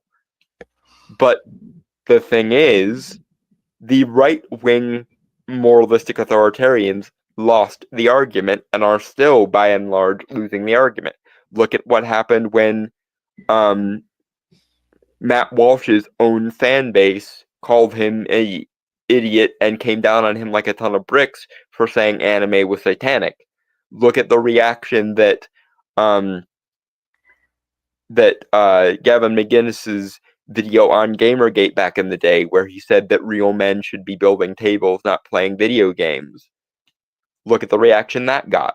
For the most part, we still hate the guts of people who are this kind of authoritarian moralist on the right. But you seem to be completely pig ignorant of the fact that there could even be a left-wing equivalent of such a thing. Even though lots of us who joined Gamergate back in the day were on the left, and we were criticizing the left from a left-wing perspective. We just also were principled in our opposition to moralistic authoritarianism, censorship, and institutional capture, and as a result, as the left became the party of authoritarian moralism and institutional capture and weaponizing art rather than letting it be an end in itself, we began to oppose social justice on the exact same basis that we used to oppose tradcon evangelical family values bullshit. The Hays Code was the right-wing equivalent of ESG and DEI, and modern-day ESG and DEI, or Bridge, is the left-wing equivalent of the Hays Code.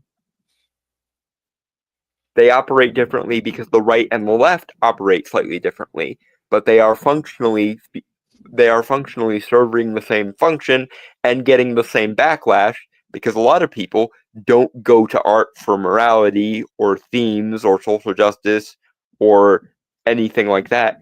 They go because the world's characters and logic of the world is interesting and engaging and resonates with them on some level. And it has bumfuck nothing to do with my themes. Whether you're Jungian or a Frankfurt School critical theorist, I don't fucking care. You guys basically are the exact same as each other, and you deserve each other. Art is not a means to an end, it needs to be an end in itself. End of discussion. Moving on.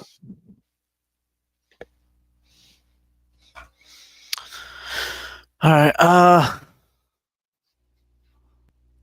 listen to me, reader. Really hear the real me from the other side of your screen.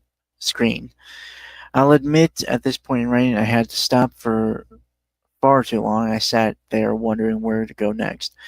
Like an idiot, I thought I'd start listing off examples of how Gamergate's integrity, or rather the lack of it, has been on full display this past year. I began rehashing the same tired arguments about how their biggest mouthpieces have lied, manipulated, and spun their narratives about censorship where there was none, or that mythical forced diversity there always going on about, even though it doesn't actually exist. Oh, it exists, and I say Yeah, that. Hold on, I say that as a Mexican dude, well, Latino. yeah, it definitely exists. And I gotta tell you, speaking as a gay dude, I'm sick of every gay character nowadays having the personality of an effeminate, flamboyant twink. Somebody has to be the tops, goddammit. I don't know, Dalton. That seems pretty accurate for you. Which I reiterate, somebody has to be the tops, goddammit. If for no other reason than so I can find my like 7 foot blonde himbo and fucking live happily ever after. God damn it. I'm gonna have to like move to the Netherlands or something.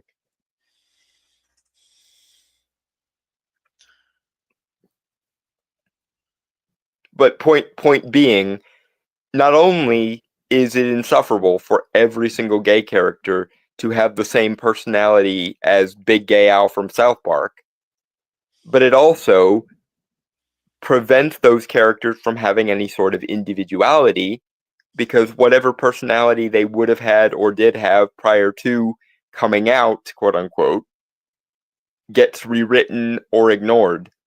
Like for example, during the Super Son storyline for DC, John Kent was developing his own personality, but shortly thereafter, when he came out as gay, he suddenly started acting like a cliche flamboyant twink, in spite of the fact that it takes two to tango, even when they're the same gender. Um, and therefore, someone needs to develop a goddamn masculine personality, for fuck's sake. But another great example is Bobby Drake. Bobby Drake, aka Iceman, had a long established personality long before his coming out storyline. But since then, he is a flamboyantly gay, effeminate stereotype who spouts Tumblr talking points. A if you want a good example of how not to do that, look at the way Teen was handled in Agatha All Along. Yes, he was still very much he had a little bit of that, flamboyant gay sass. But you know what else he had? Interests that an individual person would have, a personality, skills, things about him that were likable, that were more than one dimensional at any given point. And he was shown to be competent, not by having everyone bend over backwards and say, "Oh, look how competent he is," like he's a fucking schnauzer who learned how to roll over or some shit, but by showing him actually displaying meaningful competence, and thereby making a character that the audience can either relate to or at least can find likable. Which, by the way, speaking as a occult practitioner IRL, they gave him a lot of really, really fucking based lines in that show. Especially the emphasis of witchcraft should be on the craft part line. That line gets 100% of my approval because fucking based. Moving on though.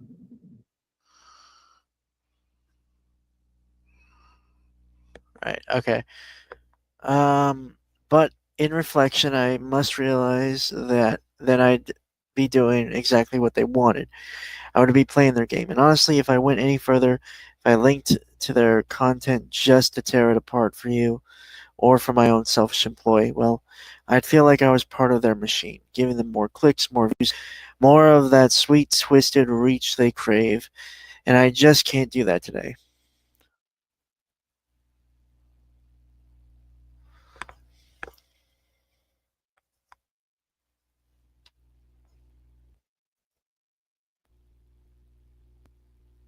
Dom?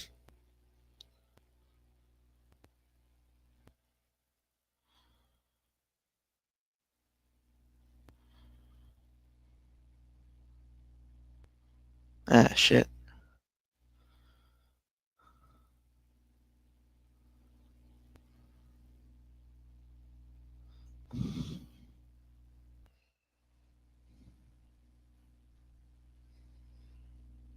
Hopefully he's back on here soon.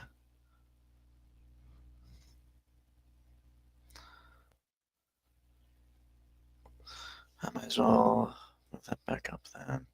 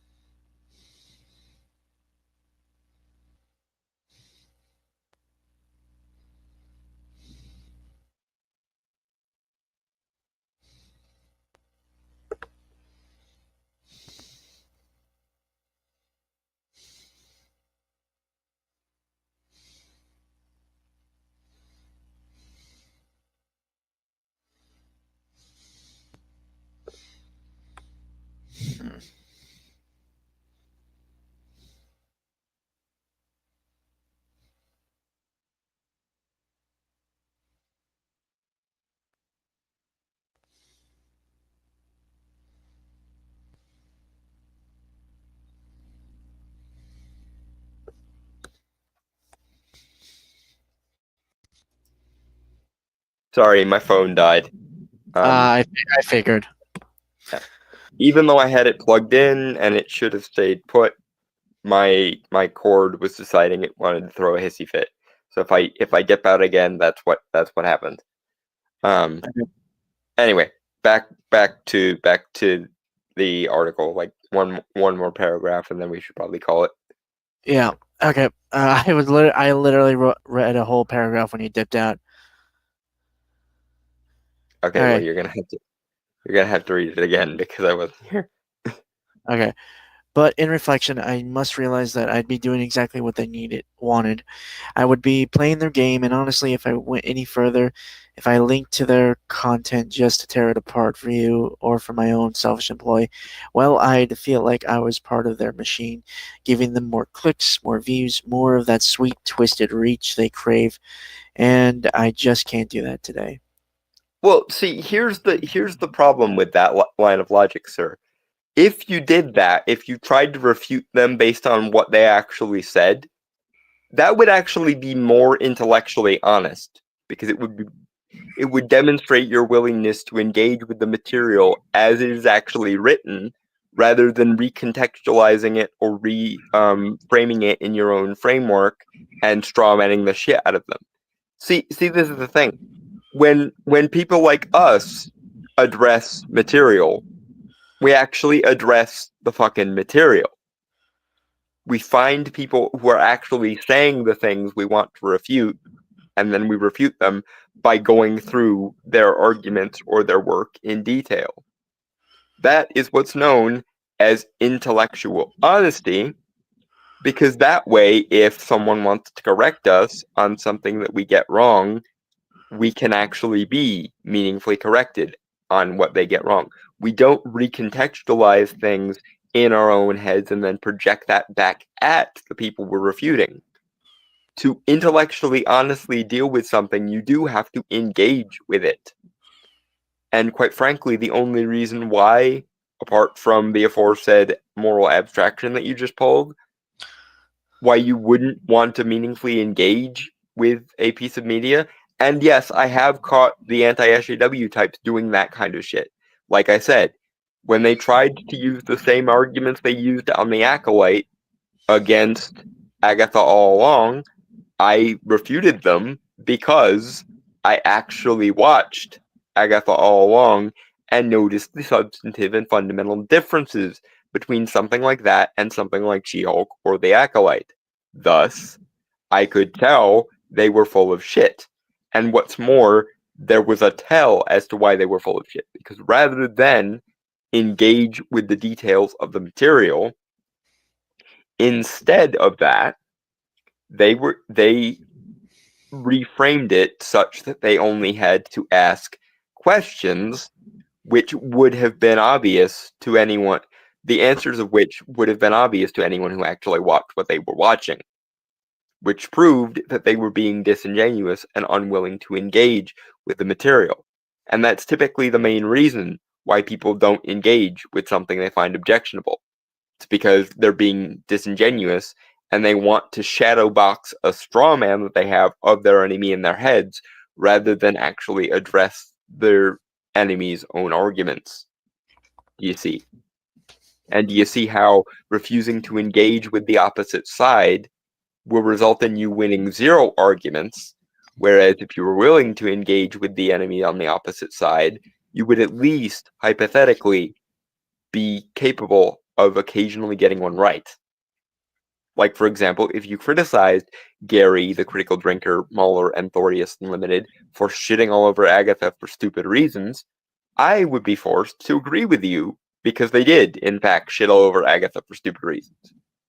They didn't do that with She-Hulk, The Acolyte, Velma, Rings of Power, and the like, though, because those things were actually as bad and actually as glaringly wrong as they claimed they were.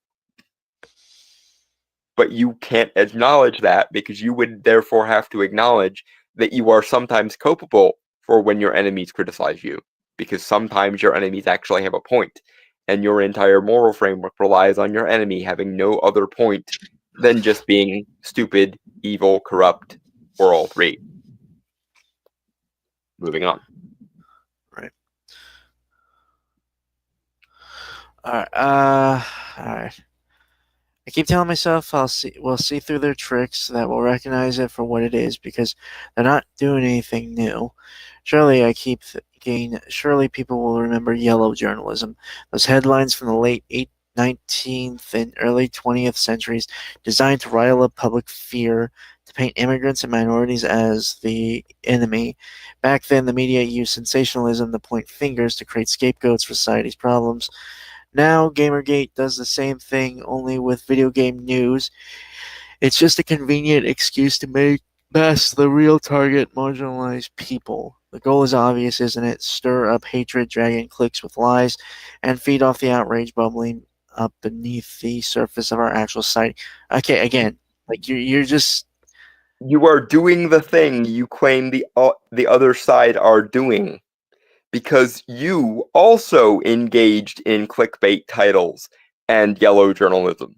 Something, something, something, X creative is a fascist, or X part of fandom are fascists, or the refusal to incorporate diversity credentials into an IP is white supremacy.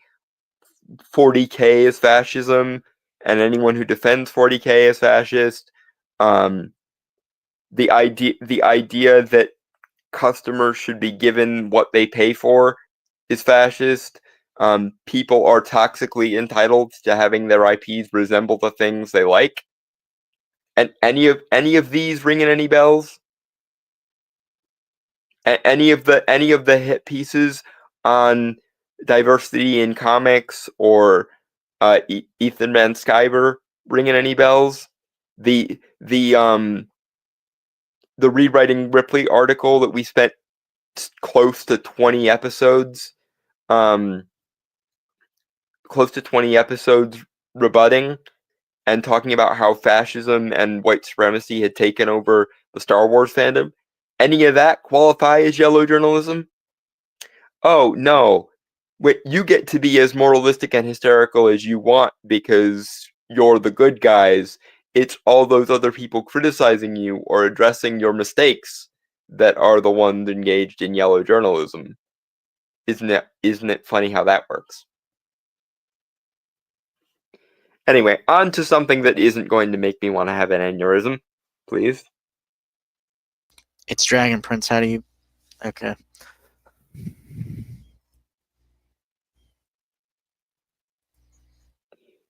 I will forever criticize the stupidly short seasons that Dragon Prince has. Everything does short seasons now, man. Like, you gotta get used to it. I'm not getting used to it because it's a stupid way to format a show. Well, it's been going on for like a decade, so I think Yeah, you're and in.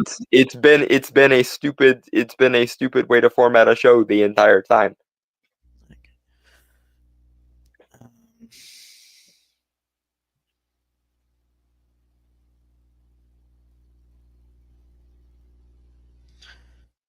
okay. But yeah, it's the Dragon Priest season 7 official trailer.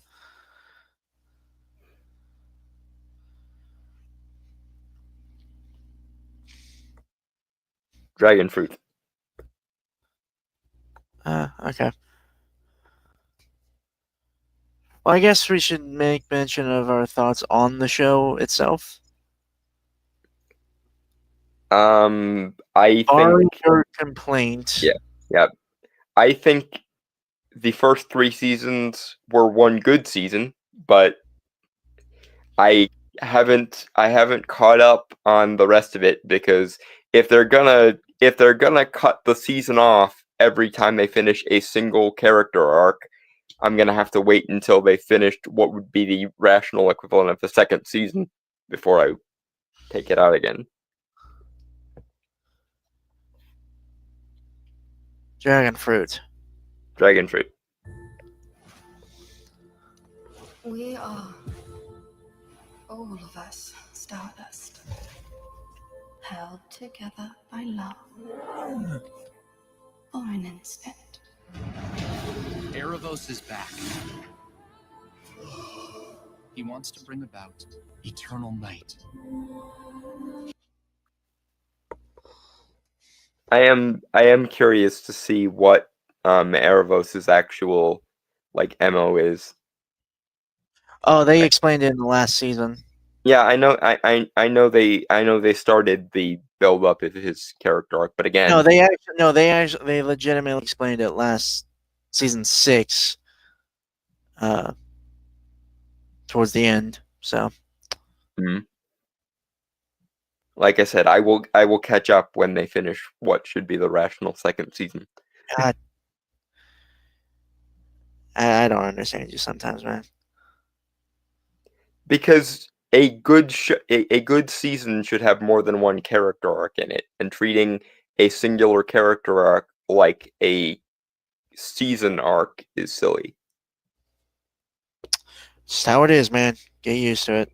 No, it's a stupid way to format a show. And I God, refuse. you sound Yes, old. yes, but for a good analog of this, imagine if instead of Avatar Book 1 being one season, it was 3 different seasons where That was a like different time. like what if quote unquote season 1 of Avatar the Last Airbender was broken up so that season 1 was Aang waking up from the iceberg through the winter solstice, then the second season was everything that led between the winter solstice and getting to the northern water tribe, and then the third season was the events that took place during the northern Man, water I'm not tribe. gonna deny it. I'm not gonna deny it's stupid, but it is what it is. I'm not gonna bitch about it because I can't do anything about it. I am on the basis that if no one criticizes it, it will stay the same, and I think that's a mistake. Okay, run me through the logical way you're complaining, or I guess in this way criticizing, right, would actually make a difference. Because in the way, again, using original series Avatar as an example, No, that's not what th- I'm talking about. That's not what I'm talking about. How could you effectively change this so the creators and Netflix would actually do that? Would actually just because make a season? because if enough people complain about it consistently and insistently, they will have to take notice, or they will have to deal with the fact that their shows get less views. Okay, but given everything, you seem to be the only one I know that has watched the show and is complaining about that. So I'm just I just feel like you're going up a hill. You're like Sisyphus right now, man. And yet that boulder still has to be fucking moved. So I will continue to be like Sisyphus if I have to. Okay. I don't know. Maybe it's not a defeatist thing with me. I'm just realizing like fix what you can, and complain. Yeah, you can complain about stuff, but granted, when you complain, I just don't see it's the whole thing. I just don't see the point about complaining about stuff you really legitimately cannot change. Because that kind of complacency is what lets the problem fester. The fact that few people are complaining about the way current shows are formatted is exactly what's going to make the problem possibly even get worse. Because it used to at least be 8 episodes that was the norm, and now it's closer to like 5 or 6 episodes that's the norm. And pretty soon you'll have 3 episode seasons, for God's sakes, if this trend doesn't at least stop and preferably get inverted. I mean, I see that point there. Granted, I mostly see like 9, 10 episodes at most for a season. On streaming, at least. I'm not sure about cable anymore. I don't think anybody does know how cable works anymore because very few people have cable. But like for example, the 9 episode seasons for the Marvel shows are actually the odd ones out. Most often it's closer to 6. And give it another 10 years and that 6 will drop to 3. And then people will wonder why in the heck where in the heck did the other half of the season go? And then people like me will say, we tried to have this conversation when they dropped 13 episodes to 10 episodes and then to 8 episodes. You didn't listen. So, wah, wah, wah, wah. Anyway, moving on. Also, apparently Everose is like a giant, too. Interesting. Well, Yeah, I mean, elves are usually supposed to be rather tall, so that does make sense. No, he's like a star-crossed elf. He's like got cosmic power and shit. Well, yeah, that was kind of the conceit of his design, was the like star theme, so that doesn't surprise me.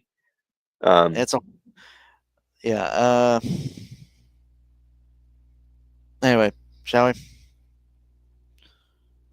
Dragon fruit. He's unleashed the spirits of the dead.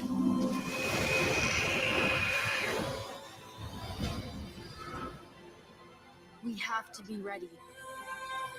We have to build our defenses. The 3 of us have been through a lot together.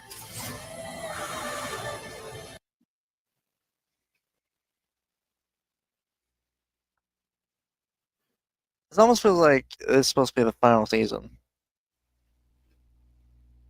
I doubt it because of the way they break up episodes. They're not gonna. Oh my god, dude! They're not gonna reach a satisfying conclusion on an odd numbered season, because the way they decided to break up episodes means that every time there's a completed character arc, they stop. So, given how many characters they have to make arcs for, and the desire to, for some reason, make that a season, there's probably going to be at least 10 seasons, would be my guess. 7 seasons. They've done the time skip. I think it was season 5 or 4, maybe.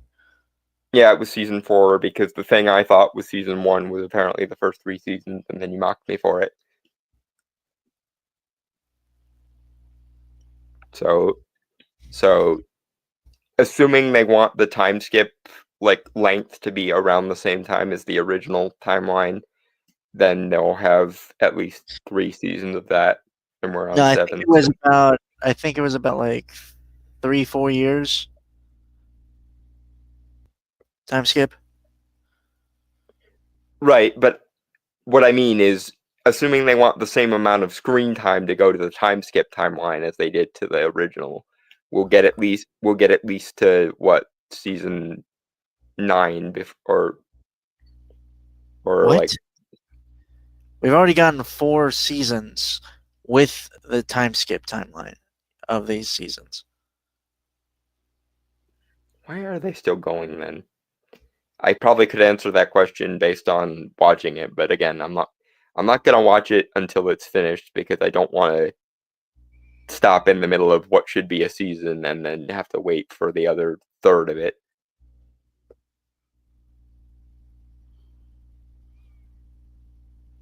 Okay. I think so. I'd watched this before I sent it, just because. hmm Uh, it looks like they do like a recap of like the seasons. For like a good minute or so. I'm not sure. I mean, given how far out these productions are spaced, you probably do have to start recapping for the audience so they remember what the hell happened. Jennifer. Dragon Fruit. Oh God, damn it.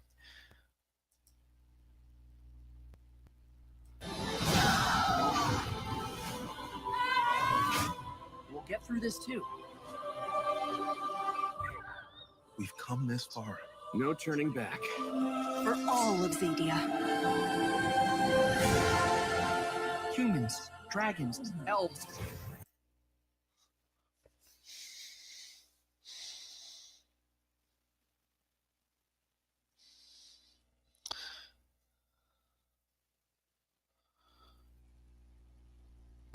Dragon Fruit.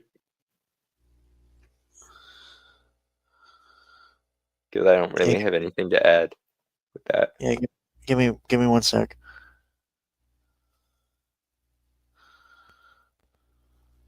Okay. All right. Dragon fruit. We all made mistakes. I would do anything for my family. Whatever it takes. I would do anything for you. I love you, Rayla. I love you too, Callum. I don't really say. It's just like it's a recap of shit I know. So. Mm-hmm. Dragon Fruit. If you ever use dark magic again, the darkness and corruption will overwhelm you. We will do what must be done. However dangerous, however vile.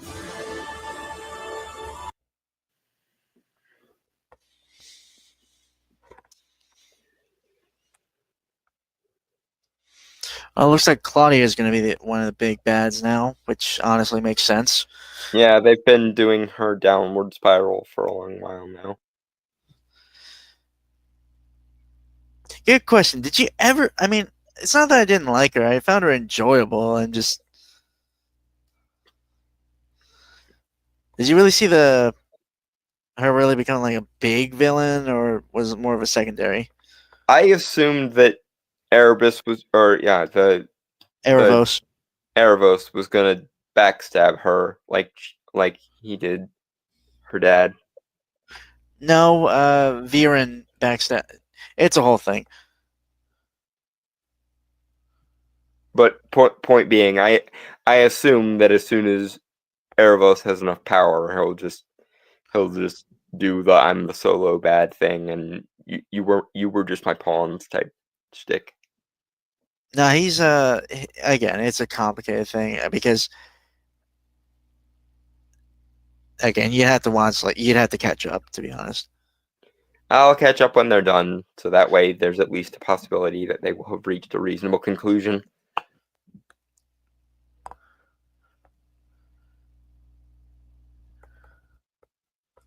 So if this is the last season, then I'll catch up. There's But a if way not, out of then this. I'll wait.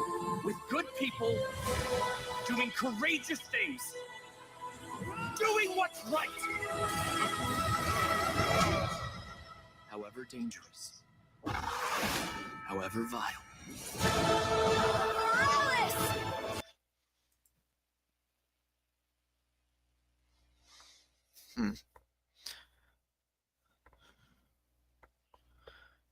Oh, and God, I know we covered it last time, but it's still weird that she had an elf boyfriend, right? Terry, Claudia.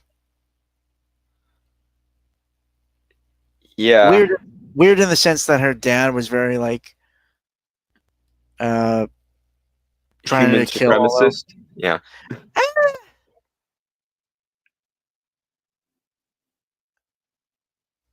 I don't know.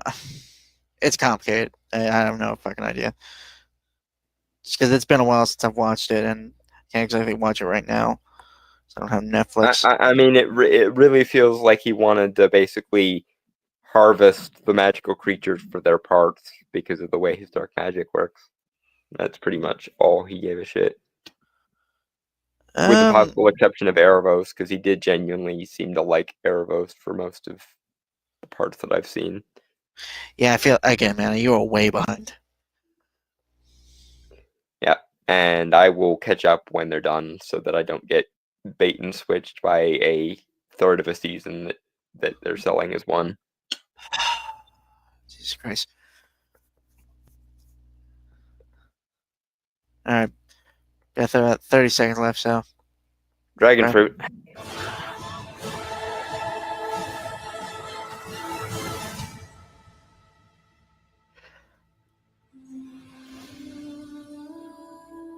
Mystery of Erebos. Yeah, so they're going more into his backstory, presumably. December 19th. Mhm. All right, give me a sec.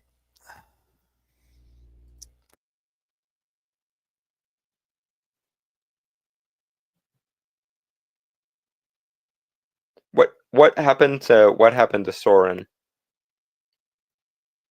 The cute one. Still alive. Okay, good. Also, I think in general now. Well, that's good then. He's not been like mangled and twisted by Claudia's dark magic, has he? As far as I know, no. Okay. Because I don't want anything to happen to him. He's too cute. He got a beard though. Oh, Well- that's a shame. 5 o'clock shadow. Okay, that's less excessive, but I would still probably Oh, I would still probably have him have him have a date with a straight razor. now you're good, Gentle. Hey, at least you're here, man. Good to see you. Ironically enough, though, we are somewhat close to the end because we're gonna be watching the Sonic the Hedgehog 3 trailer. Yep. But it's good to see you again, DT. I was genuinely starting to worry about you because I hadn't heard from you in like weeks. To be fair, we were very sporadic in timing and stuff, so This is also true. We kept having to move it to different dates because of reasons. But I had 2 birthdays in November.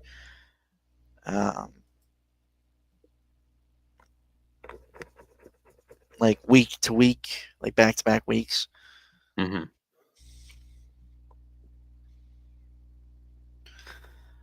So yeah, we're gonna be watching the Sonic the Hedgehog 3 official trailer 2.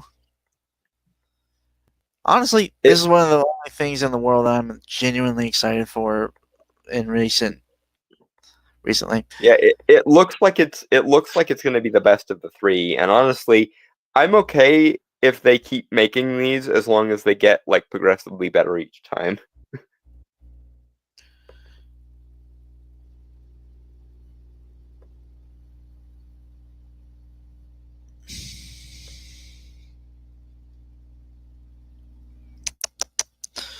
Right. Okay. Sorry. I'm just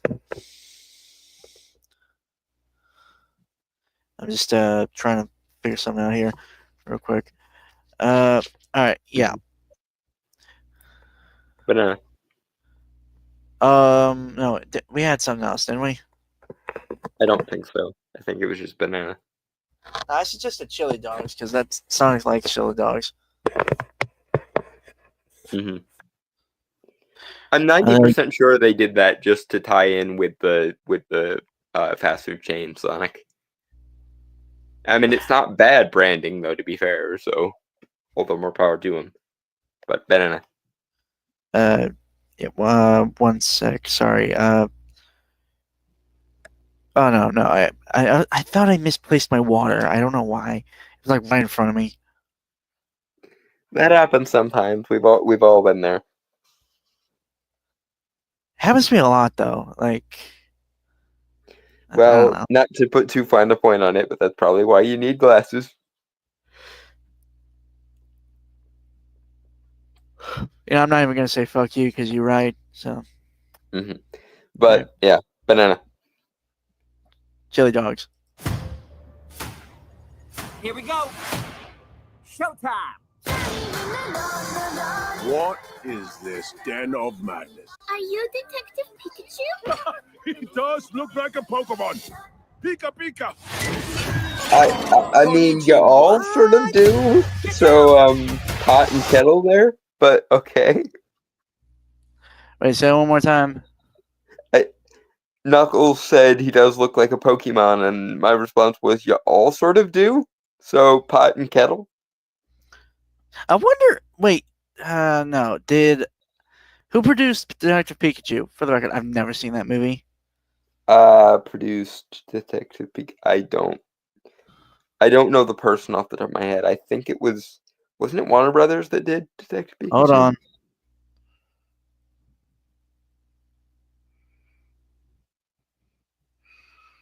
Legendary Pictures. So they're in the same wheelhouse. That's why they can make the joke. No, it's Paramount that's doing Sonic. I wonder how much they must have paid to get the rights to make that joke then. Okay. Shall we? Banana. Chili dogs.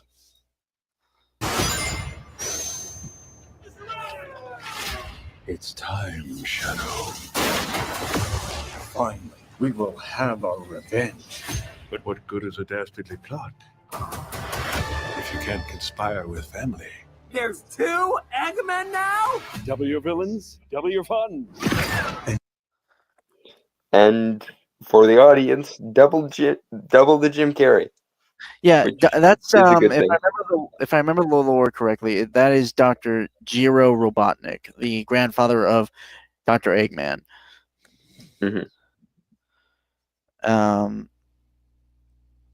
Ironically enough, he's, from what I remember the lore, which it's weird to say about Sonic,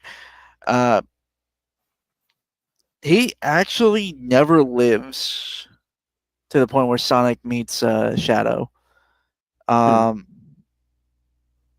He ends up being imprisoned and dies in prison. So they altered the lore slightly so we could have double the Jim Carrey. And from what I remember, he's not really a bad guy. He actually tries to stop like Space Devil, like a space demon thing that Shadow has genetic similarities to. The classic, we're gonna use the DNA of the thing we fear to give our champion the powers of the thing so that he can fight it effectively. Well, that's why he was actually locked up, because I think it's Gunn here that were also I don't think they knew that Jiro did that. They created Shadow, and so they shut down the project, which also resulted in the death of Shadow's friend. I think also, I'm not sure if it was the daughter or granddaughter or something of Jiro. And that gives Shadow his revenge motive. Yeah. But anyway, I don't know. Any last words? Nice magic marble, real scary. That actually is real scary. Trick shot.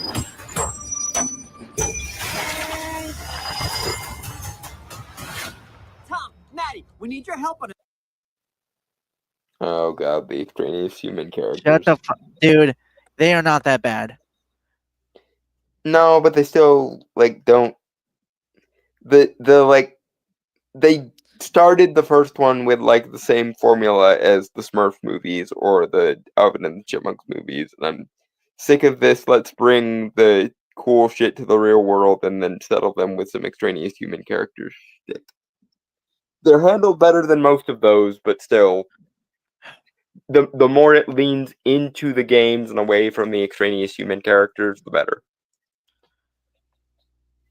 I'd say let it go, but you are a petty bitch and you never let shit go. I don't. Until it's fixed.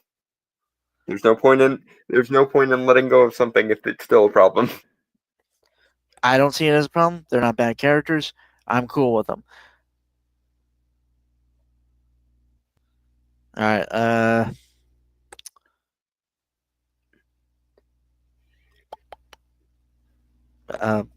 God damn it.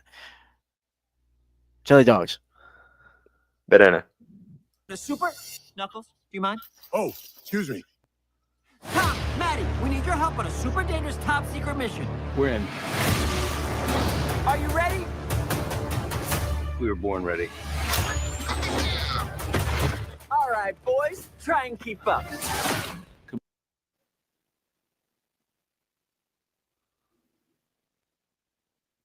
All right. I don't really have anything to say to that. Yep, banana. Chili dogs. Come on, Granddaddy-O. We've got Dirt to do. with Shadow's power. We can rule humanity. When we're done, there won't be anything left to rule. That is dark. Somebody better call Google Maps.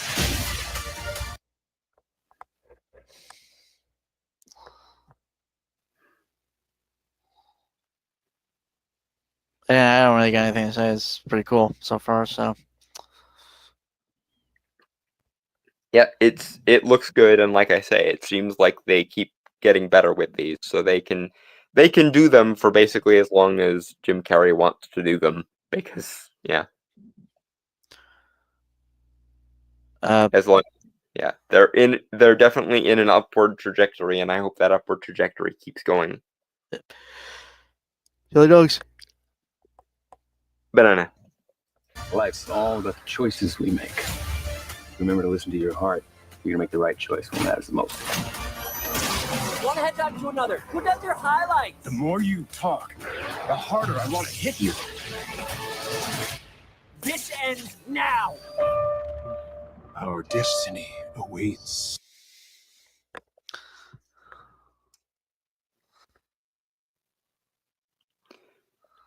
I'm curious how old Shadow is in this version, because like you say, in the original like continuity, it was Well, he was kept in suspended animation, so mentally he is still relatively. I don't know if he might be a few years older than Sonic. right. My question relates to, because in this continuity, Sonic came to Earth just a couple of years ago. So where did they get the anthropomorphic hedgehog DNA in the first place? If Shadow was made when the elder Robotnik was younger, then either he would have had to have gone to Sonic's world somehow, or they have to do some kind of like genetically aging Shadow up maybe in order to make it work, because like Sonic's only been on Earth for a few years as far as this continuity goes. I mean, he's supposed to be relatively like in his teens or something right now. Yeah, I think he was 12 in the backstory, and I think he's like 14 or 15 in the first movie. Or I would argue maybe mid to late teens. Yeah. So I guess it depends on when Robotnik the Elder got the. Sorry.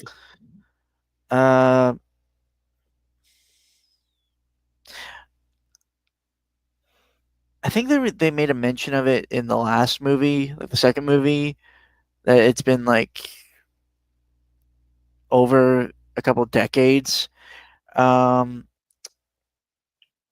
I don't. He's not supposed. No, Shadow's not supposed to be a clone of. Not supposed to be a clone of Sonic. Well, but either way, they would have had to have gotten the anthropomorphic hedgehog DNA from somewhere. I'm sure they'll explain it. I think they're just trying to sell the point of like the conflict here. So. Mm-hmm. It's just one of those questions. I'm sure they will try to explain it. I'm curious because my brain did that thing where it was like, wait, how in the hell did they get the anthropomorphic hedgehog DNA? Well, okay, I guess the question is, are they going to go with of him being created to fight basically the ultimate space devil thing? I get the feeling they might save that for the fourth one if there is going to be a fourth one. Well, I know. I mean, you can make mention of it here. Right. Yeah. I imagine they'll do with the Space Devil thing what they did with Shadow in the last movie and make it a post-credit scene. And then you'll have... Sonic, I'm not gonna lie, man. The Sonic lore is insane. Yeah, and then you'll probably get the I know we have our differences, but we need to team up to fight this other threat that's coming, and then essentially kind of what they tried to do with Galactus in Rise of the Silver Surfer, but completely botched because Space Cloud. Anyway, shall we? Banana. For the record, I'm sorry. Can we go on a little tangent here? Mm-hmm. I honestly, legitimately think it's more fucking terrifying if it's a giant fucking humanoid creature devouring your planet, like draining of its energy. Yeah, because it's... don't get me wrong, I think in a way, the cloud thing, yeah... I think I'm being charitable here with the reason of why they made that. Mm-hmm. Minus the obvious reason of distancing themselves the weird. We don't want this comic book movie to contain too much comic book. But they were, the whole it almost made it seem Lovecraftian. Yeah, I think they were trying to go with Galactus as a force of nature type thing, but which I mean he kind of is. Yeah, they should have just bit the bullet, but how even the MCU is very shy about including supernatural entities and shit. So to be fair, there is there was, weirdly enough, you could do it, mix both of making a Lovecraftian thing with the humanoid thing. There was actually a thing I had seen on Twitter. I don't know. I'll probably never be able to find it again. But someone did an analog horror kind of deal, video of it. Showed a just silhouette of it, and it was pretty well made. Some of the horror of it. I mean, think about it, because the Marvels, if you know that comic, the one that was made by Alex Ross and I think Kurt Busiek, where it was told from the perspective of this reporter for Ben Urich. It was from the perspective of Ben Urich, who's there's a character in the Daily Bugle, worked with Joe Jonas Jameson and Peter Parker and all that, and saw it was the chronological story of the Marvel Universe from the 40s to Days of Future Past kind of deal. Mm. But frankly, even the MCU needs to get over its shyness with regards to entities, because the fact that we're about to probably get a third Doctor Strange movie soon and we still haven't met the Vishanti irks me to no end. In the same way as it would if they made a Green Lantern movie without mentioning the Guardians or Oa. Anyway, Banana. Chili dogs. You were right about one thing. This ends now.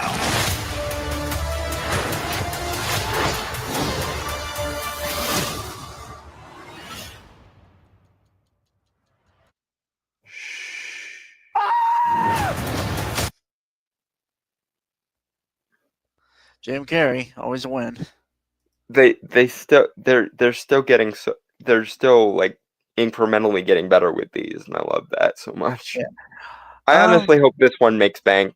The other two were successful, but they weren't like runaway successes, and I hope that this one kind of is. Anyway, outro time. Yeah.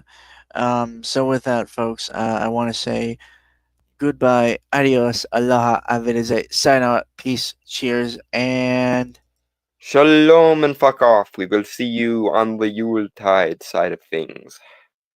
bye.